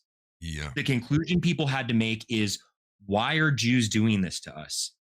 And it's not simple polarity. It's not simple, they're one world power amongst many. It's that for 2,000 years, they have hated Christ. For 2,000 years, they have hated seeing members of their own tribe accept them, because guess what? It's like the quote I posted from Father John Osterreicher today. When a Jew converts to Christ, he becomes the most powerful weapon of grace, because there's such a revolutionary spirit that has to be overcome in his own soul that suddenly he wants to do everything for Jesus Christ and the kingdom. They hate that. They hate when members of their own tribe become Catholic. They hate when seeing Protestants reconcile with the church, seeing Eastern Orthodox people become Eastern Catholic, seeing atheists realize that God loves them and died for them and wanted to give up everything for them just so he could love them and they could be with Jesus Christ in eternity forever. That is the actual play here. Yeah. And when you say that, you know, I think a lot of people almost think you sound like the crazy man with the, you know, sandwich board sign on him saying the end is near. And maybe Right. that's true to a certain extent. But this is the spiritual reality we live in. This is the spiritual thing that is undergirding our times. And the only way to conquer this issue, Atlas, is through prayer and trusting in his church. The church will get through this. She always has. It's like G.K. Chesterton says, she outlives her enemies, every single persecution. Yeah. But the question is not whether she will outlive it. It's the question of whether we will outlive it. And the only way we can not be overcome by the onslaught and the information war going on is if we actually trust in the church that Christ founded and we are with him. You know, it makes me think of, I wish I could remember the name of it, but there's like a super in-depth backrooms game that was made probably only like 3 or 4 years old. I can't remember what it's called, but it wasn't even like a in the backrooms like series or anything. And I think it's like the 3rd or 4th level. And if anybody's watched I think his name's Mr. IGP, I think his name, you probably know what I'm talking about. But it's like on the 3rd level, they're in the middle of the backrooms and they find like an entirely like there's moss that's been overgrown by plant life, but they find like a completely like untouched church, you know, with Mary. And it was just like, it's, you know, me watching it for the video game, but like to just see that, it's like, even it's not a video game, but it's such a like a powerful statement of like, despite it being like in some inverted, who even knows what, like some kind of bent reality, it's like the church is there. And it like, the tomes are there. And you just see that and you're like, it is a very powerful statement because it is, again, a reflection of the fact of like, I mean, this is right there in Matthew. The gates of hell will not prevail against the church. It's right there. So you either believe in it or you either believe it or you don't. It's like, to me, it's like, it's that simple. It's like a yes or no question. And I know for a lot of people, they have a hard time with looking at things so black and white like that. But I'll be honest with you, I think for me, it's a lot more comforting to look at things a lot more black and white, and just accept it and have faith and trust in that.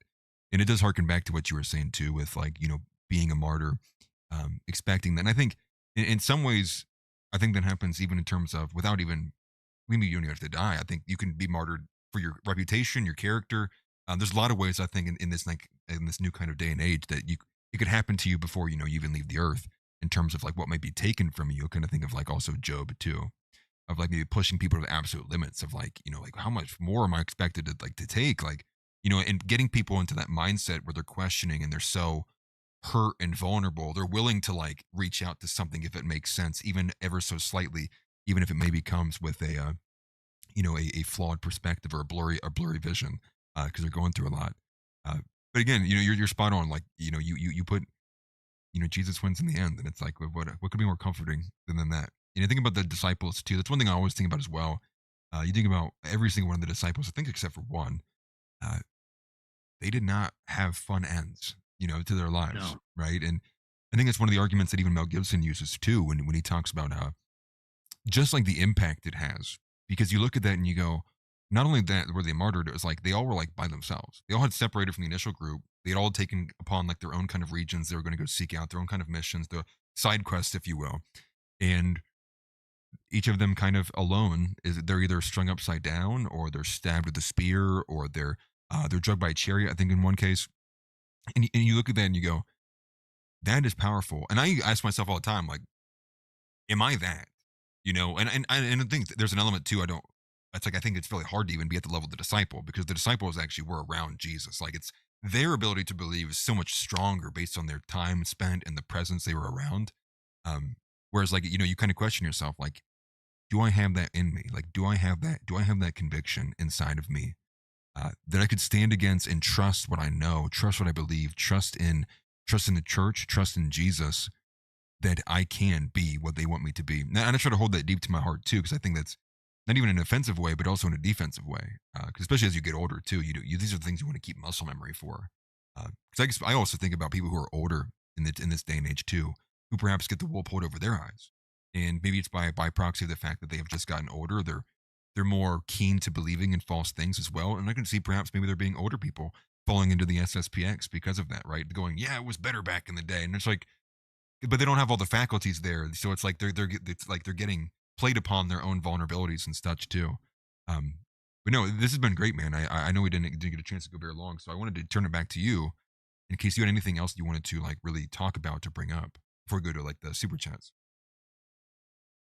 Man, I mean, honestly, dude, and Alice, thank you so much for having me on, man. I actually do need to seriously apologize. I am really sorry for being late. That wasn't considered You're your fine. time and stuff like that. You're fine. Like I always say this with this internet stuff, right? Like don't take anything that I'm saying because Pinesap said it. I'm just a guy, right? I'm not better than anybody else.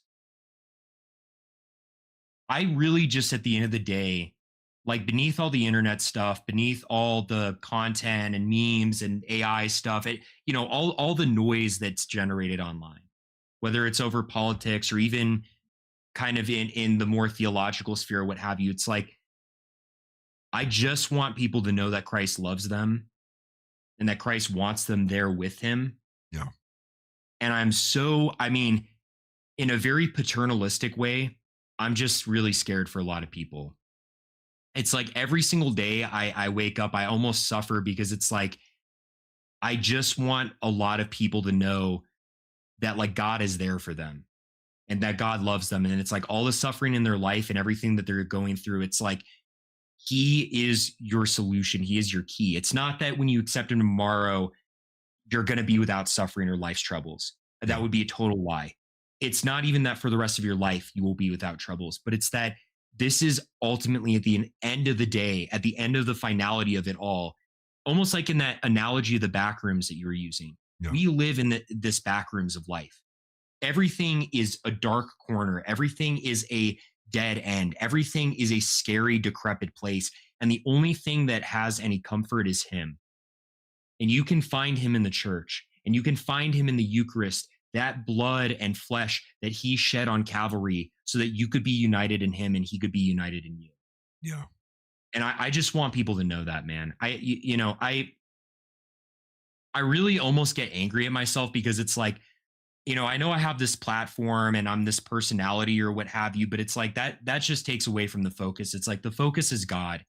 And I just want people to know him. And I just want people to be with him. And I think that's why I feel very passionate, even at the risk of maybe one day being killed for it, to speak out about this. Because it's like, if there is one more person who can just know how much God is there for them, my life's mission will be complete. And that's the only reason at this point that I continue and soldier on, is just so that one more person can know. That's good. I love it. And two things. I would say, one, I think the reason you have the platform that you do, I don't think it's it's coincidence either. The second thing I think is, like, I think everyone's kind of given tools, and I think some of those gifts are the fact that you have the personality that you do, you have the foresight, the ability to be a great ex poster. I think that a lot of that does go hand in hand with the fact that, like, you're given that because of what it will result in, right? Like, of what will be on the other side of that. They surely liked your funny post on there, but maybe they see it's like, a couple of days later, they see another post of you quoting scripture, or you making a direct argument against something, and they go, I never thought about that before. That's interesting. And then, like, you slowly chip away, or perhaps maybe be the one to actually fully pull them over. And I've seen many people in the chat, especially even in the Discord, people who have cited you specifically as the person being them that actually either woke them up from where they were at or hardened them back down into Catholicism. And I think that's a great thing. I think, it's probably humbling too to see that all the time as well, knowing that that's a consequence of it. The second thing I would say, to me, the third thing, is that the great thing about you, that I wish more guys would practice, or be better at, really, is the fact that the reason you don't have any notes in front of you right now. You don't have like a teleprompter or anything. The reason you are able to speak fluently and at length and have nuance and be complex is because you know what you're talking about. You are read up on this, you are studied on this, you pay attention to it, and you go out of your way to have a strong understanding of it. And it's always been of my opinion that competency implies confidence. Thus, you can get good consequence. And I think therein, you have this kind of great ability you could sit down with somebody and you could explain to them historical things, you could explain to them conceptual things, you could explain to them doctrine. And I think that's what's needed, especially in today's day and age, where everybody has an excuse to not believe in something. Everybody has an excuse to, shoot it down, or go with the Protestants, or go with whatever. When you have all of that ammunition, in your, all that ammunition in your sling, it makes it much harder for that person to, like, dance around, because you're going to be able to convince them, be persuasive, and convict them of what you're pushing for them. And so, I think you're one of the best, if not the best, I think, in terms of actually conveying a lot of these points and making them in such a way that it's robust, comprehensive, and also, like, not too harsh either. Like, I think you're actually really great about that. And I think one of the things that maybe people pull back from the overall, maybe just America First or Graper movement, is how harsh it may come. And I think you are kind of like one of the ones that stands a little bit different than that, where you are, I think, just like everyone, you're very friendly. It's like, this guy's a great person to be around. He's always going to be there. He's very supportive. And just like in the case of me and you, like, I wanted to help you out when we had first met, and then you returned the favor without even thinking about it. Like, I had to, like, double check my phone. Like, I was like, who is this for a second? And then I realized you sent me the DM, and I was like, so take it from me, guys. If you don't believe, if you don't believe from him, take it from me. I think you are one of the best in the space, and man, and all the power to you. Dude, that means a lot to me, man. And like, all the stuff that you're doing and trying to inform people of the truth. I love, Atlas, that you have this professionalism when you present information online, right? Like, you have this way in your videos of, I think, like, clearly communicating, like, what we're all about, what we're trying to fight for, what these conflicts that are going on in our sphere are really all about, in a way that is super straightforward, and with a level of I think like a level of seriousness that like, I mean, Nick always talks about, you know what I mean? Like Nick always talks about, he's like, and I think I need to be reminded of this, and a lot of us do. It's like, guys, don't be in Twitter spaces arguing about what e-girl someone hit up or whatever. Like that's Right. that's popcorn, right? That's like popcorn. That's over here. That's over this. Yeah. You know, don't be debating about, you know, what cart night you know, part someone posted Yeah, on the save it for Riff timeline. TV. Exactly, right? It's like, you know, as fun as that stuff is, I'm not dogging on anyone Right, for making right, jokes right. about that. But focus on the mission, focus on talking about these issues, because this is the kind of truth that needs to be communicated. I think you exemplify that wonderfully, man. I Like, appreciate that. you know, I'll put on your videos when I'm like driving a lot. I've got like a old Ford Explorer, so I've got like one of those janky Chinese, you know, it like CD plugs players. in, and then it's like attuned with your radio, and I'll like put on your video sometimes when I'm driving up to like Golden or something, and I'm just like, dude, this guy like nails it. He's awesome. I appreciate that, man. Thank you. Thank you. You know, there is an element of this that, you know, it's not even all me too. Like, you know, I got to give support to, you know, a lot of the guys in the community. There's a inner circle we call it the council too. And there's a group of them that it's like, really, they've also been cleaning up the community, but they've also, especially a couple of them, have been like very directive in terms of like keeping it serious, like keeping the eye on the ball too. And so shout out to them as well. You know, House, Tix Bomber, Donnybrook, you know, Smelly, he's the newest addition.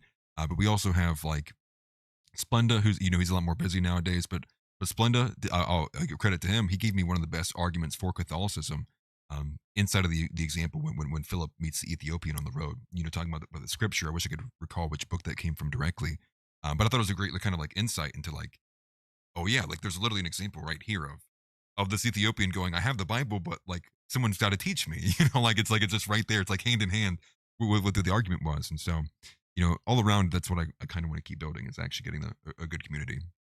So thank you very much. I appreciate the compliment, man. I guess we'll go ahead and we turn over to the super chats unless there's anything else you wanted to mention. Dude, I said all that I needed to say. Just thank you so much for all the compliments. Yeah, of course, and the community loves you too. Everybody inside the community loves you a lot, actually, and way more than Beardson, I heard. But we're not going to let them. I'm not going to say that out loud. Maybe I already did. Let me go to the events here on the super chats. I'm going to go to the fan funding first on YouTube side. It looks like we got quite a few. First one comes from Mitchell Black. He says, "Is Pinesap in the room with us?" This must have been before we went live. That's funny. And then he followed it up with here in spirit, and I was here in spirit. I was carrying those peaches. I was like, "Dang, dude, I'm literally like Atlas right now. I've got the weight of the peaches on my back, bro." Like, it's funny, dude. For the longest time, I thought about making like some kind of logo, like about that, like it just kind of would make sense. And I just like I can't put myself in that role. Like I feel like that's almost like too narcissistic. I don't want to put my face on Atlas, literally holding the world up. I'm like, okay, so I like ultimately didn't do it. I was like, it makes sense, but I feel like it'd almost be like almost too narcissistic. I don't know what happened just now. I had a really good logo idea that please remind me about it for you after this. Word. Maybe it's something you want to pursue, but like it literally just came to me that, and I think it'd be kind of neat. Word. Okay. Definitely. Yeah. No. Definitely. I appreciate that. You know, I'm creative on some stuff, and some stuff I'm just terrible at. Mitchell Black again followed up, said, "I demand free content." Well, there you go, sir. Even though you paid me with 2 super chats there, so it would have been free, but then you super chatted. I appreciate that. Smelly Ball sent a gifted membership. I appreciate that. OG Lay 303 became a member. I appreciate that too. Donnybrook sent 10 gifted memberships. I appreciate that. Thank you, brother. Big gifted. Next one here from Mitchell Black says, "Donnie Deep Pockets over here." These must have been all before we even started. That's hilarious. No, that's okay. Hey, if you want to read those off, can I just use the restroom just real quick? Go ahead. If that's okay. Yeah, go ahead. Thank you so much, brother. Yeah, of course, man. I can go just me for a second. And while Pinesap's going to the bathroom, I'll flip over here so I can make sure I can see when he comes back. We have this next one here. It come from Smelly Balls. He says, "Two real humans having a real conversation. Love it." I love you too, Smelly Balls. I love you too. Don't clip that. Just kidding. I think I'll save a couple of these. The ones that are towards Pinesap, I'm going to save here for a second. It looks like it says, the Obsidian Keep sent an eagle for 400 jewels. What even is that? I don't even know what that is. What are all these different currencies all over this platform? Yeah, everybody clipped it. That's lovely. Okay, let me go to over here on the events. Let me pull up some of these actual power chats here. Let me go back somewhat. Apologies, guys. It might take a second. There's quite a few of them. It's not like this typically. Okay, we have this one from Mitch. This is all on the power chat, so we have TTS for these ones. You don't seem to understand. Earth isn't yours to conquer. Mitch sent $5 Pinesap on his way to pick up peaches. You tried these berries and cream starburst? Pardon me? What kind of starburst did you just say? Berries and berries. Berries and what else? and cream. Berries and cream. Oh, hurrah! Berries and cream, berries and cream. I'm a little lad who loves berries and cream. I've never seen this before. Berries and cream. Oh, I'm a little lad who loves berries and cream.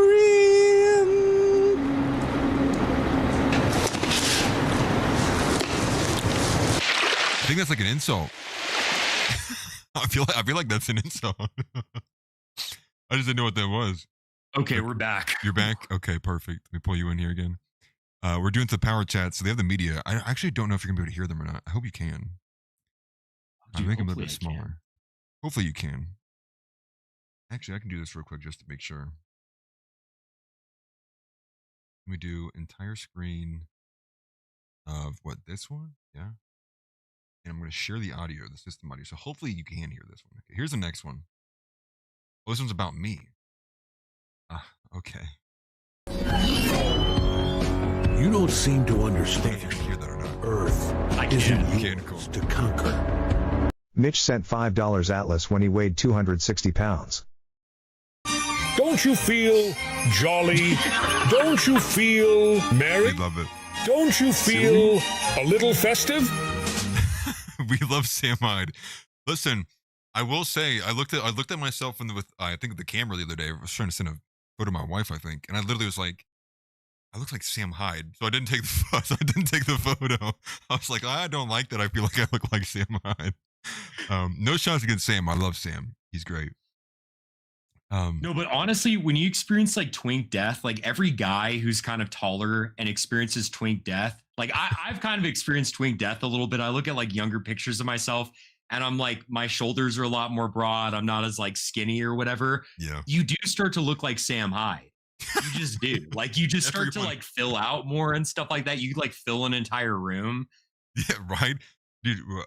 Dude, Sam's like huge, dude. He's like what, 6'4"? Like He 6'4"? Dude, massive guy. You don't catch it every so often, but then you see like him doing the IRL streams, and he's in the office, and you're like, dude, that guy's a mammoth. Like he's just like swinging around.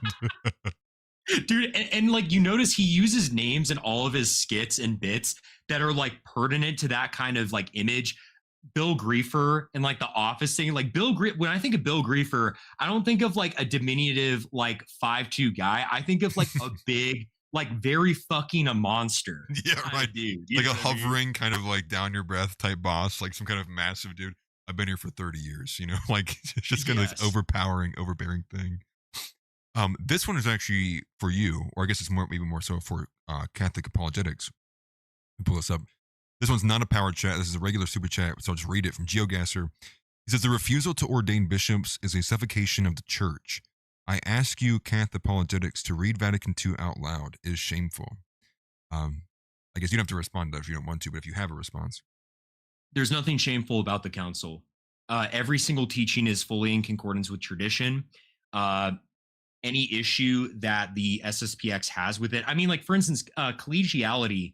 I'll just like name one. I often cover religious liberty just because that was the one I struggle with the most in regards to Vatican II. But I did an entire video on it and like lot of reading on it.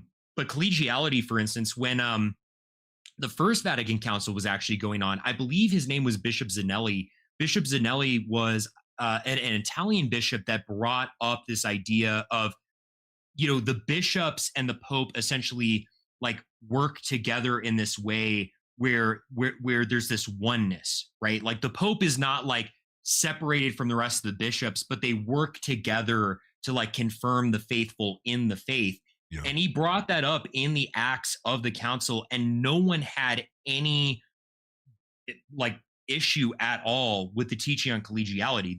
There's old theological manuals that go into collegiality as well.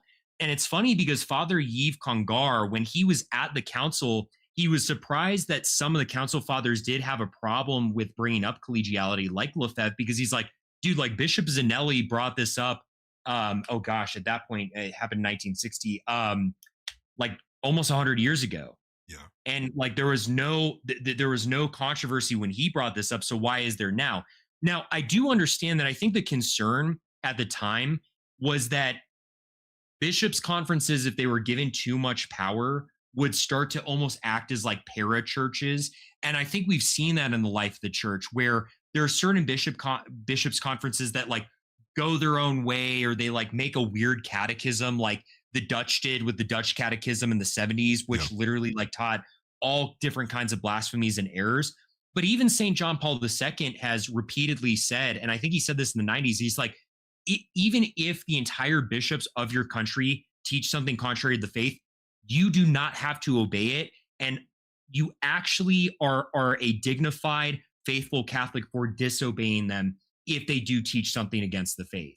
So it's like, we're not bound with any assent to any, like the only bishop we know who's never going to bind us to heresy at the end of the day is the Bishop of Rome. And, you know, the larger bishops of the world all working in tandem together.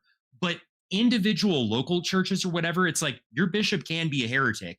And if he is, on everything that is heretical, you need to disobey him and you need to actually resist him.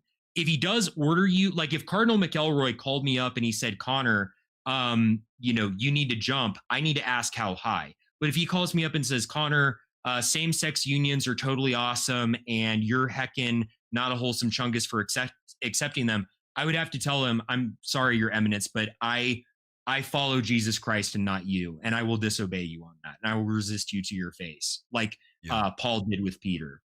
Yeah, like well, I guess I think you even said this on Space. You framed it. It's like following like divine revelation. Like divine revelation is like what you ultimately is like the North Star, right? It is the top there. It is. Well, and that's the other thing too. Like, I'm friends with a lot of them, but I will be maybe even kind of critical of how I used to be. Maybe still am. But some of these Pope-splainer types, it's like in their zeal to defend the Holy Father, which they should. Yeah. Sometimes overextend that to defending like every single bishop, or like making it so that like obedience is this always this absolute rule that we can like never break from in order to obey Christ or follow divine revelation. And that's not Catholic. Even the Pope himself has to follow divine revelation. The Pope is not the author of divine revelation. Right. Vatican I teaches expressly against that view. And I believe John the 22nd, when he condemned, there was this group called the Fratelli, the spiritual Franciscans, who were saying, oh, well, you're a heretic because you're trying to like wound the order of St. Francis, right? His spiritual testament, his rule that he set down for us to follow. Yeah. The Pope John the 22nd actually wrote, and a lot of people try to use this against papal infallibility, but it actually supports it. He wrote against the view that the Pope is like the author of divine revelation. He's like, I'm not. I'm just the servant of it. And I'm just here to be the guardian of it. And that's the proper role of who the Pope is. So if the Pope is not the author of divine revelation, why would I follow a local bishop that is pretending to be, when he says something blasphemously heretical, right? That's ridiculous. That's asinine. Yeah, way out of bounds. You know, you actually said something really really great too. And I know we're kind of getting the super chats here, but I actually really want to make sure I get this across. I actually have the direct quote here from you from the Space. It says, if I thought Catholicism was where the Pope could remake the faith whenever he wanted, that's Mormonism, dude. I think you said something between there of like, you know, you wouldn't follow it, but you said like that's what Mormonism is, which is a take I guess I've not even heard of. I guess I haven't heard that blame. I guess maybe castigated pushed on to the Mormons, but that is true. I mean, like if you're looking for something where they're just kind of up and down, like, well, you know, today we decided we're going to do this. That's much more indicative of Mormonism, and even just in terms of how it's existed in the last like 150 years, it's like it's been all over the place. In terms of like, you know, what you said, the redlining, where they're striking there in. And so I guess maybe to make it simpler, what would you say in response to somebody who does have that belief? Because I come from, again, like it's hard. Southern Baptist is like kind of where I come from, and their like large view is this kind of concept. Like one of the first things that they'll say, and the reasons that they're not Catholic, why they don't like Catholics, is they'll kind of move to this point, which is, well, the Pope can change the faith whenever he wants. And so, what would you say, I guess, in response to that, of like why that's not the case? You know, when I was converting to Catholicism, the only real issue I had with Catholicism was the papacy. Everything else I was cool with. I always loved Mary. I even hated, well, I don't hate, but like I even hated other Protestants that would denigrate Mary. That was not the background I grew up in. Even in a liberal Episcopalian background, we loved Mary. Like we thought very highly of Mary. We thought Mary like was the bearer of our salvation and stuff like that. I'm sure when I was younger, I probably made some comment about, oh, Catholics worship her or what have you. But like to see Protestants really denigrate her, especially when I became more serious about Anglicanism, was just disgusting to me. I was like, why would you denigrate literally the woman who brought God into the world? That makes no sense. I didn't have a problem. I fully believed in the real presence. I didn't have a problem with that. I basically everything Catholic except the Pope. And I said, how is it that one man can sit on the top of the church and, you know, literally what you said, Atlas, today we believe that black is white, but tomorrow we believe that white is black, right? It seems completely ridiculous. Right. I sat down and I challenged myself to find inconsistencies in the teaching of the church in regards to the papal office. And I couldn't find a single inconsistency. The closest I could find were examples of Pope Vigilius and Pope Honorius, which had been covered by Catholic authors 100 times over, showing that even those men, as much as they may have strayed, never bound the church to something different than what she always believed. Even those men, the massive examples, the worst examples you could find, did not bind the church to error. And it's like, if this church could exist for 2,000 years, and I'm seeing all these Protestant groups, my own at the time, that it only existed for 500, and it's literally ordaining women. It's literally marrying Adam and Steve. It's teaching that the resurrection didn't happen, and that all these things that at that point just like chide against like what I guess I would call like mere Christianity. How much of a testament is it that it's like even the worst examples of popes we have didn't change one iota of the faith? And at that point, I realized that's because it's not even the Pope who's pulling the strings. It's the Holy Spirit. He is the man behind the curtain. He is the one who is in control of everything at the end of the day.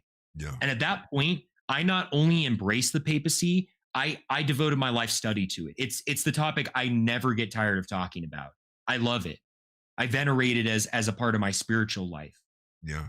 No, that's great. That's great, actually. And it's kind of funny too, because I would imagine, had I, if this is this thing might kind of like I double check on politics. I'm like always looking for like contradictions, subtleties, lies. Seems to be the same way that you kind of cross-referencing things. You're like, okay, surely there's something in here somewhere, like, and I'll be the one to find it. I'll raise the flag and be like, see, I found the problem. That's very interesting, actually, and I'm glad that you were able to answer that question. I'm curious even if my father's watching. This next super chat is another super chat on YouTube side. This is from Craig Butler. Thank you for the 5. He says, "We love you, Sap. You have single-handedly made me want to convert to Catholicism." Thank you for that, Capo. Capo, Craig. Yeah, but go ahead. My bad. I was just gonna say, it's like God loved you too much to keep you away, man. Any good that He did, it didn't emanate from me. It emanated from Him, and He just loved you so much that He didn't want you to stay away. Right. That's awesome. We love that. And I have another. This will be the last super chat. Looks like for YouTube side. This is from M the Goat. Send me Canadian dollars. Keep those. He says that Pinesap is correct, and no, it's not schizo observation. Also, Bronze Age Pervert has supported several GRPs that are attempting to establish new Christian denominations. Several groups that are attempting to establish new Christian denominations. Yeah, I'm gonna just keep my eye on the ball on the Bronze Age Pervert. I've been too locked in on Teal and Tucker. Well, it's funny. I remember this years ago before I was even really deep in the controversy surrounding him and his anti-Catholicism. But do you know what historical figure in America who is incredibly anti-Catholic? He just like glazed, and he still does to this day. Who? Louis Charles Levin, who, if memory serves me right, he was either the first Jewish congressman or the first Jewish senator in the United States of America. And he was the grand architect and man behind the scenes of the Know Nothing movement, that its primary purpose was not just anti-immigration, it was anti-Catholicism. It went even into entire cities and burned down Catholic churches to the point where, I love this quote so much because it goes so fucking hard. I'm not even going to lie. Archbishop John Hughes, the Archbishop of New York, nicknamed Dagger John for how resolute he was and how much of a badass he was. Irish Catholic blood. He goes to the mayor of New York and he says, if there is one more Catholic church that is burned down, I will make this city like Moscow when Napoleon pulled through. And the mayor of New York got the entire police, got everyone to basically ensure that did not happen. And the Know Nothings didn't have any place in New York anymore. They were done. That's awesome, though. Yeah, it's awesome. But BAP loves him. And again, he loves him because Jewish, anti-Catholic, who is devoted to trying to fight against the faith in this country. I would not be surprised, and I'll even check. There was another anti-Catholic, very prominent anti-Catholic in the 1800s in Great Britain who was so anti-Catholic, he converted from Protestantism to Judaism and moved to Israel to go live amongst the Jews. And I would not be surprised if I look up his name if BAP has a tweet about him. It's just so sad because I feel like I have seen numerous examples of that. Like even like in the high brass too, right? I think if you look at what was her name, man? The girl who kind of kickstarted Nick's career because she wouldn't stop stalking him and following him around. She's like, Oh gosh, it's like Cassie Dillon. Cassie Dillon, yeah. But it's now what's the weird? It's Cassie Akiva, I think is the name now. Akiva, something like that. Yeah. And that was kind of the path that followed. I don't even think she was ever Catholic. I think she started as Protestant. I could be wrong about that, but then she ultimately, converted to Judaism. And you're right about that. She was like an evangelical, and then she converted to Judaism through her husband. Well, I think it goes to show. I mean, this is basically what that is what the evangelical Zionist like regime. That's like what it's churning out. This is like, surely a lot of these people might not even convert. They might not, overtly convert, like, and go and follow the process to Judaism.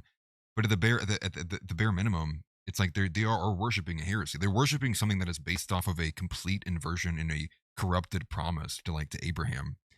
And so even if they don't convert to Judaism, all they basically do and spend with what they do with veneration is they venerate Israel. They venerate the nation state of Israel, not even just Israel as what we understand it to be, and they venerate Jews against all other things. And so it's just sad because it's like I think that's the end goal is what it's Cassie Akiva.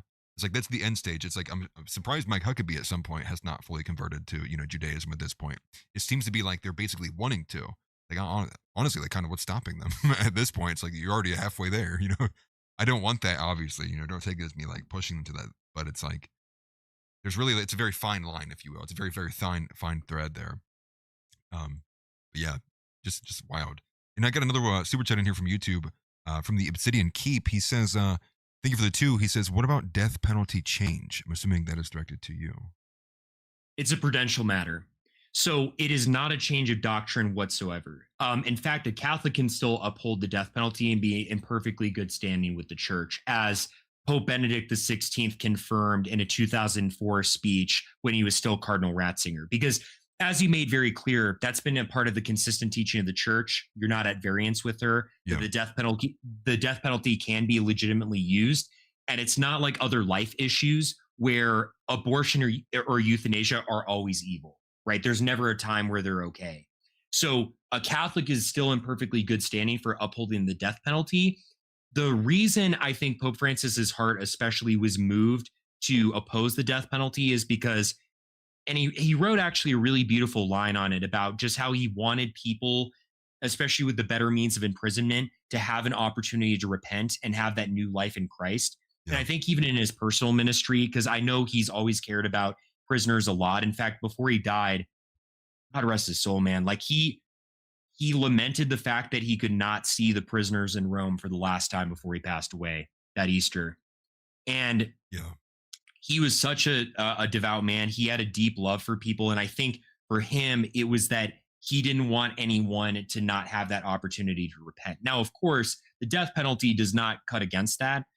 In fact, many times it may even give someone the opportunity to really reconsider their actions, think about them, and repent, as Edward Fazer writes about. But that is just a prudential matter, because what Pope Francis wrote is he said it's inadmissible, not that it's always been wrong or that it's always been condemned, just that we're choosing not to use it as a method of punishment because we have these better methods that allow us to preserve life rather than take it. Yeah. But you can, as a Catholic, still uphold the death penalty, and you're not at variance with the church at all. Yeah. Well, what I think a lot of people also like, and again, this is when I think the historical the context also matters too, because I think when people kind of think of like the death penalty, they think of like prison. They can only really think of it in the terms of like the world they're living in, like what jails and what prisons look like today. But you go back, if you mean you go back to the time of when Scripture is written, it was like jail served as like temporary holding for you to just either be decided that you're exiled or they're going to kill you. It's like there was two options basically back then, or like they would put you in slavery. So really, it's like the jail wasn't actually a long-term solution to your or serving as your punishment. It was just a transit until they decided what your punishment would be.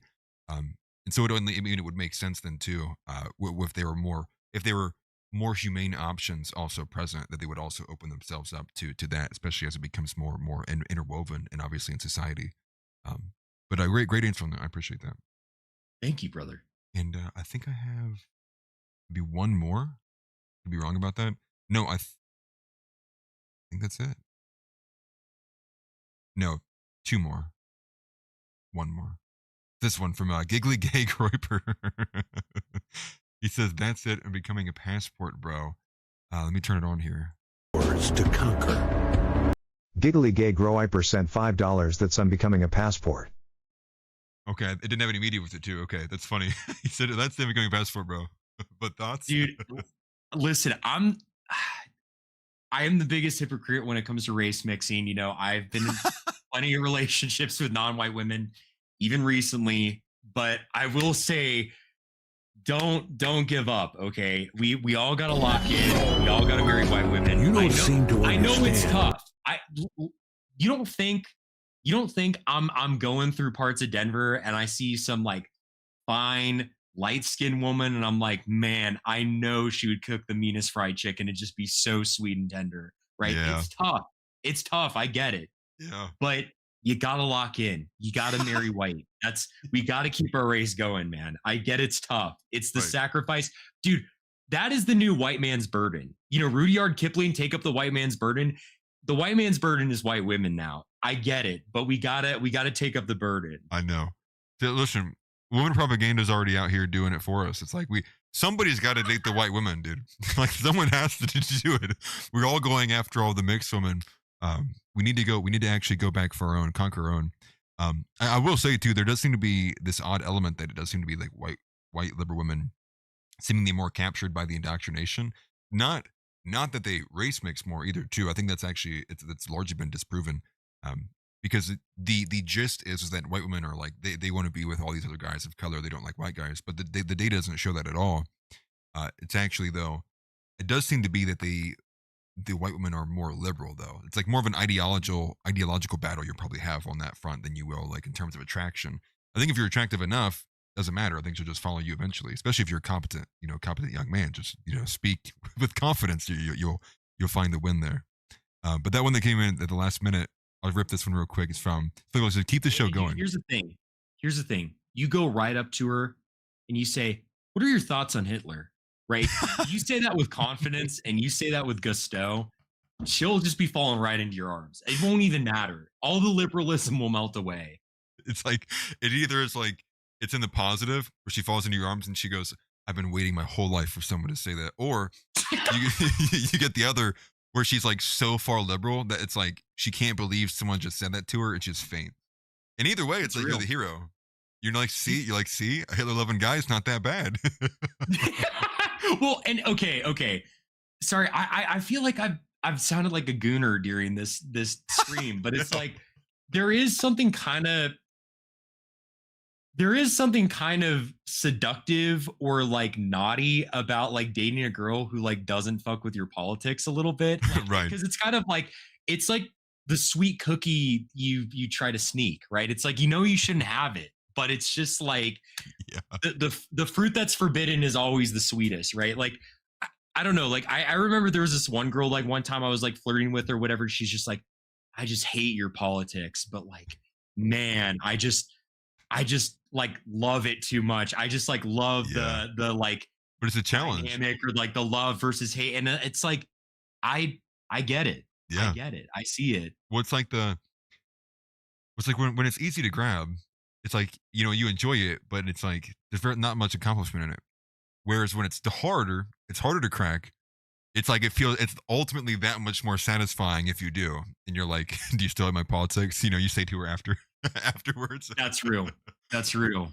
But it is true. I mean, I actually agree with Zirko on this. I don't know if you've heard his take on this. I think it actually, in my experience, I think men have a better chance trying to go find a liberal girl and pulling her to your values. In terms of one, I think that the liberal girls are more, they actually believe what they say, where I think that the conservative girls are a little bit more smoke and mirrors. You kind of like, you don't know really what you're getting there. And then two, if you are successful in converting the liberal girl, she will ultimately respect you like that much more because you're the one that like showed where she was wrong, or you're the one that like now she looks to as a leader, or like you're intelligent. And now you also become that much more respectable in her eyes. So I don't know what your thoughts are on that, but I'm actually in the same vein as him. I agree with that. Like I would say go for the liberal girl. It's going to be rough. But if you win, it's a W. It's a success. Dude, I'd completely agree because like it seems like a lot of the liberal girls just kind of like mess with you already. Like if they're into you, they're just kind of like already there. Yeah. And they're like, I just like you. I just like your personality. And then it's like a lot of the conservative girls are like, I need a man who makes six figures, 60 inches, 60? Whoa. Yeah, 60. I mean, they've raised the bar like, since I checked that. Well, I mean, they want an elephant trunk because that's the only thing they can feel anymore after they've been run through by the whole football team. But, it's like 60 That's inches. funny. I want you to drive around, a Bentley, and, you better provide for our kids because I'm only having two with you. And it's like, dude, no, I'm not. I'm like, what do you offer? You're kind of that bitch, honestly. Like, you're not even like that nice. You know what I mean? It's like, whereas I dude, the amount of like crunchy girls that like I didn't even have to like try or whatever that just were like automatically into me in college and stuff like that was kind of insane. Like I had, I hope you don't mind me telling another story, but this is one of my favorites and I think it's really funny. You're good. There was this class, we had this thing called Advanced Seminar at DU, and they were kind of like throwaway classes, right? It was like stuff like ecology this or like mathematics and philosophy. And mine was called fictitious ecology, which was actually pretty fucking sick. We got to watch like movies and talk about like ecology movies and stuff like that. For a throwaway class, it was great. Okay, and you were guaranteed an A, so there was no way you were going to fail. No trying required. No trying required. And dude, I remember there was this chick, and I was kind of chudded out in the class. I'm not going to lie. Like I was talking about like, I was like, well, actually, St. John the 23rd teaches in Pacham and Terrace and stuff like that. Yeah, you're going hard in the paint. Dude, I was kind of going hard in the paint, in an optical way, but just like I was definitely like the Catholic chud in that class. Right. And this girl masked up, like pixie cut, stuff like that, tattoo on her right arm. I'm just standing there and she like goes up to me and she's like, wow, you have the most beautiful eyes I've ever seen. She's like, have you ever thought about being a model? I'm like, no, I'm just hanging out, girl, or whatever. And she's like, I have like a blog and stuff like that. And she's like, I write about vegan topics. I was like, oh yeah, like that's kind of interesting and stuff like that. I'm like, I'll mess with veganism, but I'm just trying to make conversation. She's like, yeah, I mean, talk about veganism. I even know a couple spicy things to, do with hummus. And I was like, what? Yeah, what's going on right now? And I mean, literally the last day of class, this girl like follows me around for like 50 minutes. I'm like, oh, I got to go do like a COVID test. We had to do like 2-week testing. And she's like, I'll go with you and stuff like that. And bro, like when Nick says like your girl is going, I was like, we were just like talking or whatever. She's like brought up that she had like a boyfriend, but he was like out of state or whatever. I was like, oh, like that's really nice, you know, trying to be respectful and stuff like that. I was like, oh, that's really nice. And she's like, yeah, you know, me and him have some problems sometimes or something. I'm like, does this girl, like, want me to go back to her place? Yeah, right. Like eventually she left, but it's like, dude, I'm telling you, like crunchy girls and stuff like that, they just kind of like get a crunchy girlfriend. That's all I'm saying. Like they are, if you are a chud, they will literally just like throw themselves at you. And Atlas, that's not the only time that's happened to me either. That's just like one story. But if you're just like a chud and you look like you play Magic the Gathering and talk about Hitler in the same sentence, these girls are just throwing themselves. Like your girl is going and it's right in the arm of somebody who moderates a World War I Discord. That's all I'm going to say. That's hilarious. I'm also part of the. That's funny. I'm also part of the Grape Report with good friend Josh VanDerNoord, and we had a bit of a debate on the goth girls, and I'm gonna be honest. I'm full sending on the goth girls. Goth girls, grunge. I think that scene, it just matches up. There's something about it where it is the yin to the yang of the chuds, of like especially the Christian chuds. Like there's something unique there. It's palpable almost. You got to go for it. You know, you don't really know it until you feel it yourself. Obviously, get married first. It's so real. Well, and you know, jokes aside and sussy comments or jokes aside, like unironically, when those girls come around, they are like super devout and like they're actually like about it. Yeah. And all those conservative girls, it's like it's again like the smoke and mirrors thing. Like interiorly, they're not all about it, but it's like when those other girls become convinced, dude, like the amount of guys who I'm friends with who like their girlfriend used to be liberal and then they got married, like she's taking the kids to daily mass even without him. Right. And I'm like, bro, like this is the move you got to make. Yeah. Well, like what I would say on that, like, this is me maybe theorizing a little bit in the psychology on that. Like, because I think that liberal girls, like that is like them in their base form. Like they actually believe, like, when they're talking about like they want the oil companies to go belly up and they don't like the billionaires, like that they actually believe that. Like you might think it's dumb and you know it's retarded, it's completely wrong, but they actually believe it. Whereas on the other side, I don't think they actually believe. I think they believe it in themselves, which is what went with what you said, which is the 6 figures, 60 inches. Like it's all about me, and it's like conservative in the sense that they're safeguarding like who they are, but ultimately that kind of becomes unattractive.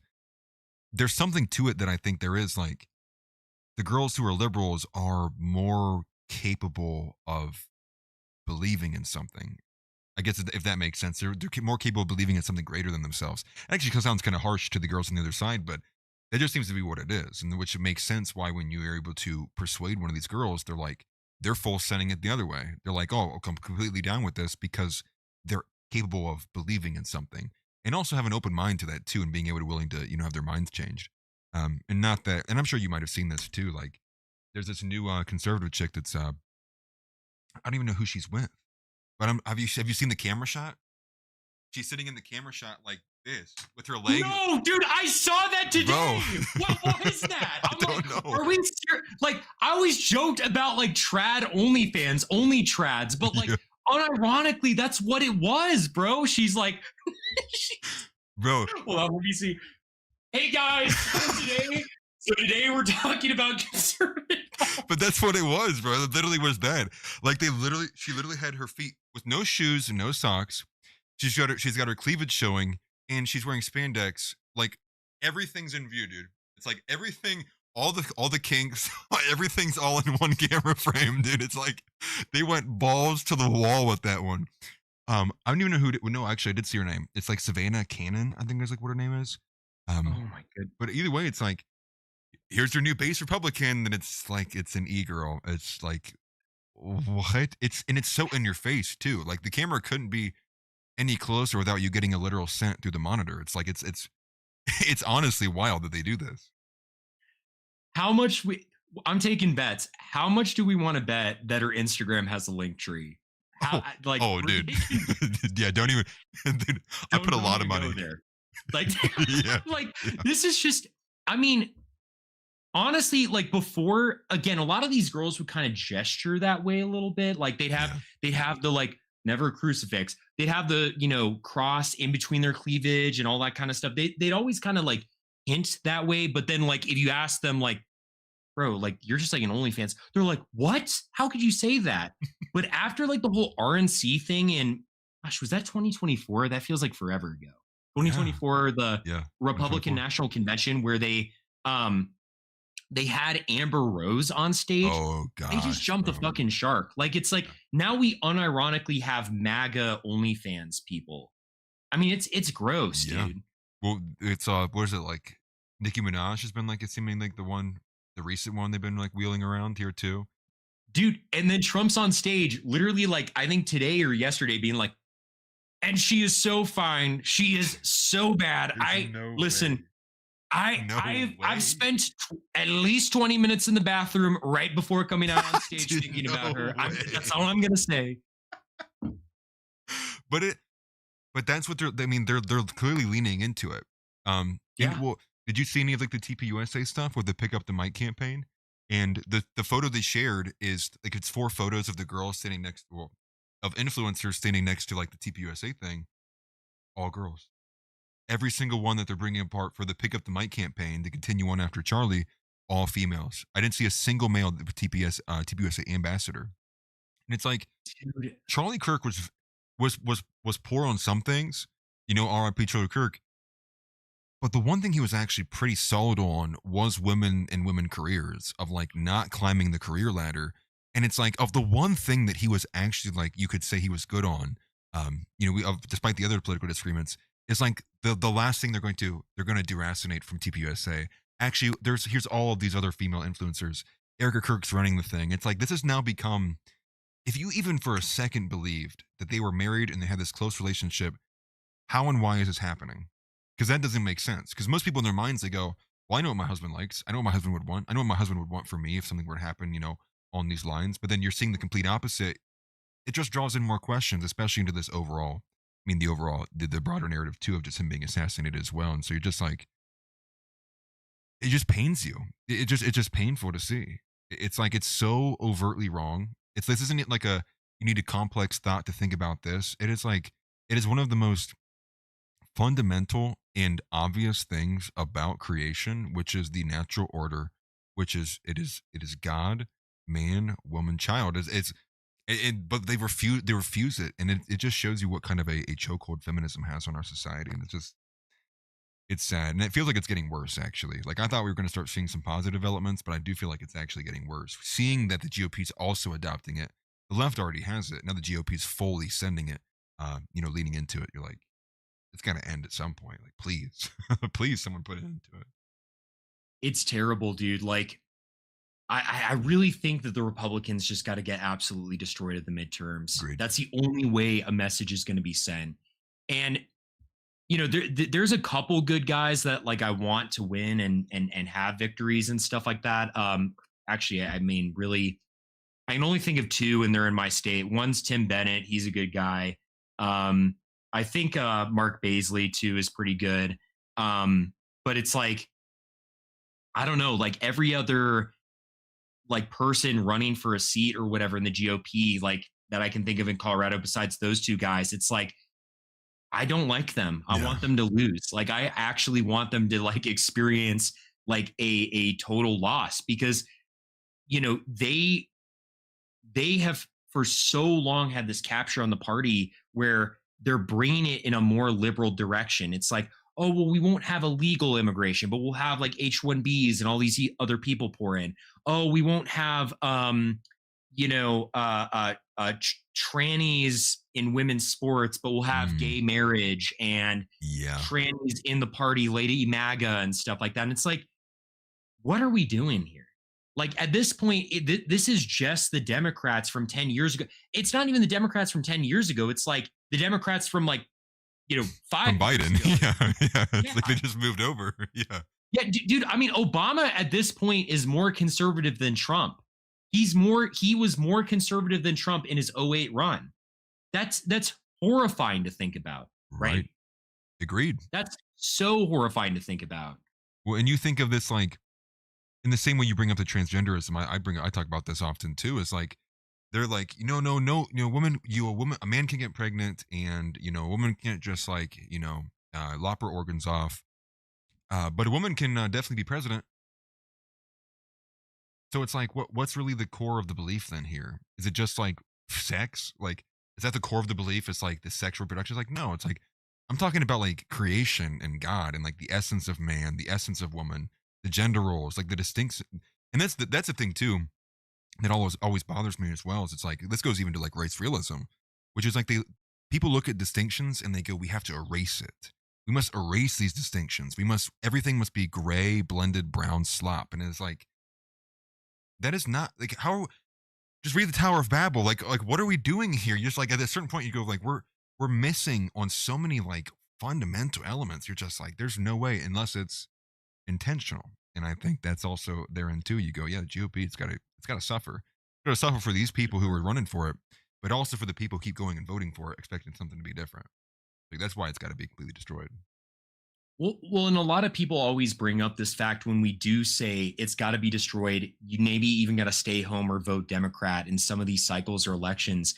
They always bring up, they're like, well, that sounds like cutting off our nose to spite our face or all these other things. But it's like, dude, you're never going to get a party change if you just keep voting for abuse, right? It's literally like being in an abusive marriage. It's like, you can like a wife can complain about her husband beating the shit out of her every single night when she comes home. But if he knows that car is going to be in the driveway, like it's just going to continue. Right. It's never going to change. And so at some point we have to just put down our foot and say, enough's enough. We're not going to be treated this way anymore. If you're going to vote like the left, we're just going to vote for the left. Right. Yeah. If you're going to vote left, we will vote left. Right. Because you're not offering us anything different. You're not offering a holistic solution to our problems and our real interests. This has got to stop. I agree completely.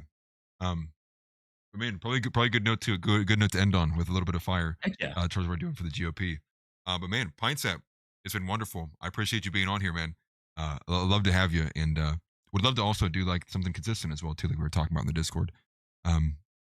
Yeah, any final words? I know we kind of went a little bit further, but I'll turn it back to you. Any final things you want to say before I go ahead and send us out of here? Honestly, dude, just God loves everyone here. God loves you. God loves me. And he wants a relationship with us. He wants to, really carry our lives forward in a way that we never thought possible. And I love all of you guys. Thank you so much for having me on, Atlas. Of course. This was awesome, man. And I had a great time. I always have a good time talking with you, man. Good. And so I do want to honestly keep up a regular thing. I think that'd be really, really, really fun. Yeah, I would love to. And I'm always available, except for when my wife is, no, we're not going to go that far. But typically always check with the missus first. Yeah, right. Exactly. I'm the wife guy now. And daughter guy now too, if that's even a thing. We're getting the best of both worlds around here. But yes, thanks for coming on, man. You're a great guest. I love having conversations with you. You're a real friend in the space. I appreciate you greatly, brother, both for just the conversations, but also for what you do for the movement as well too.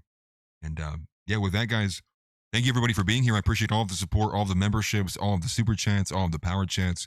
It means a lot. Thank you greatly. I appreciate it. My wife appreciates it. My daughter appreciates it. And since we can't get deportations, we'll settle for impeachments. So impeach this entire administration, J.D. Vance and Dan Bongino included.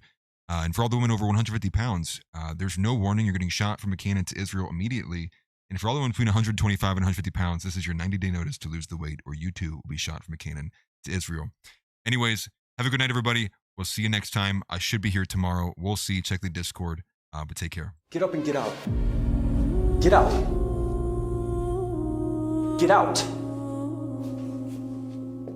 I have a question for you. Say Christ is Lord.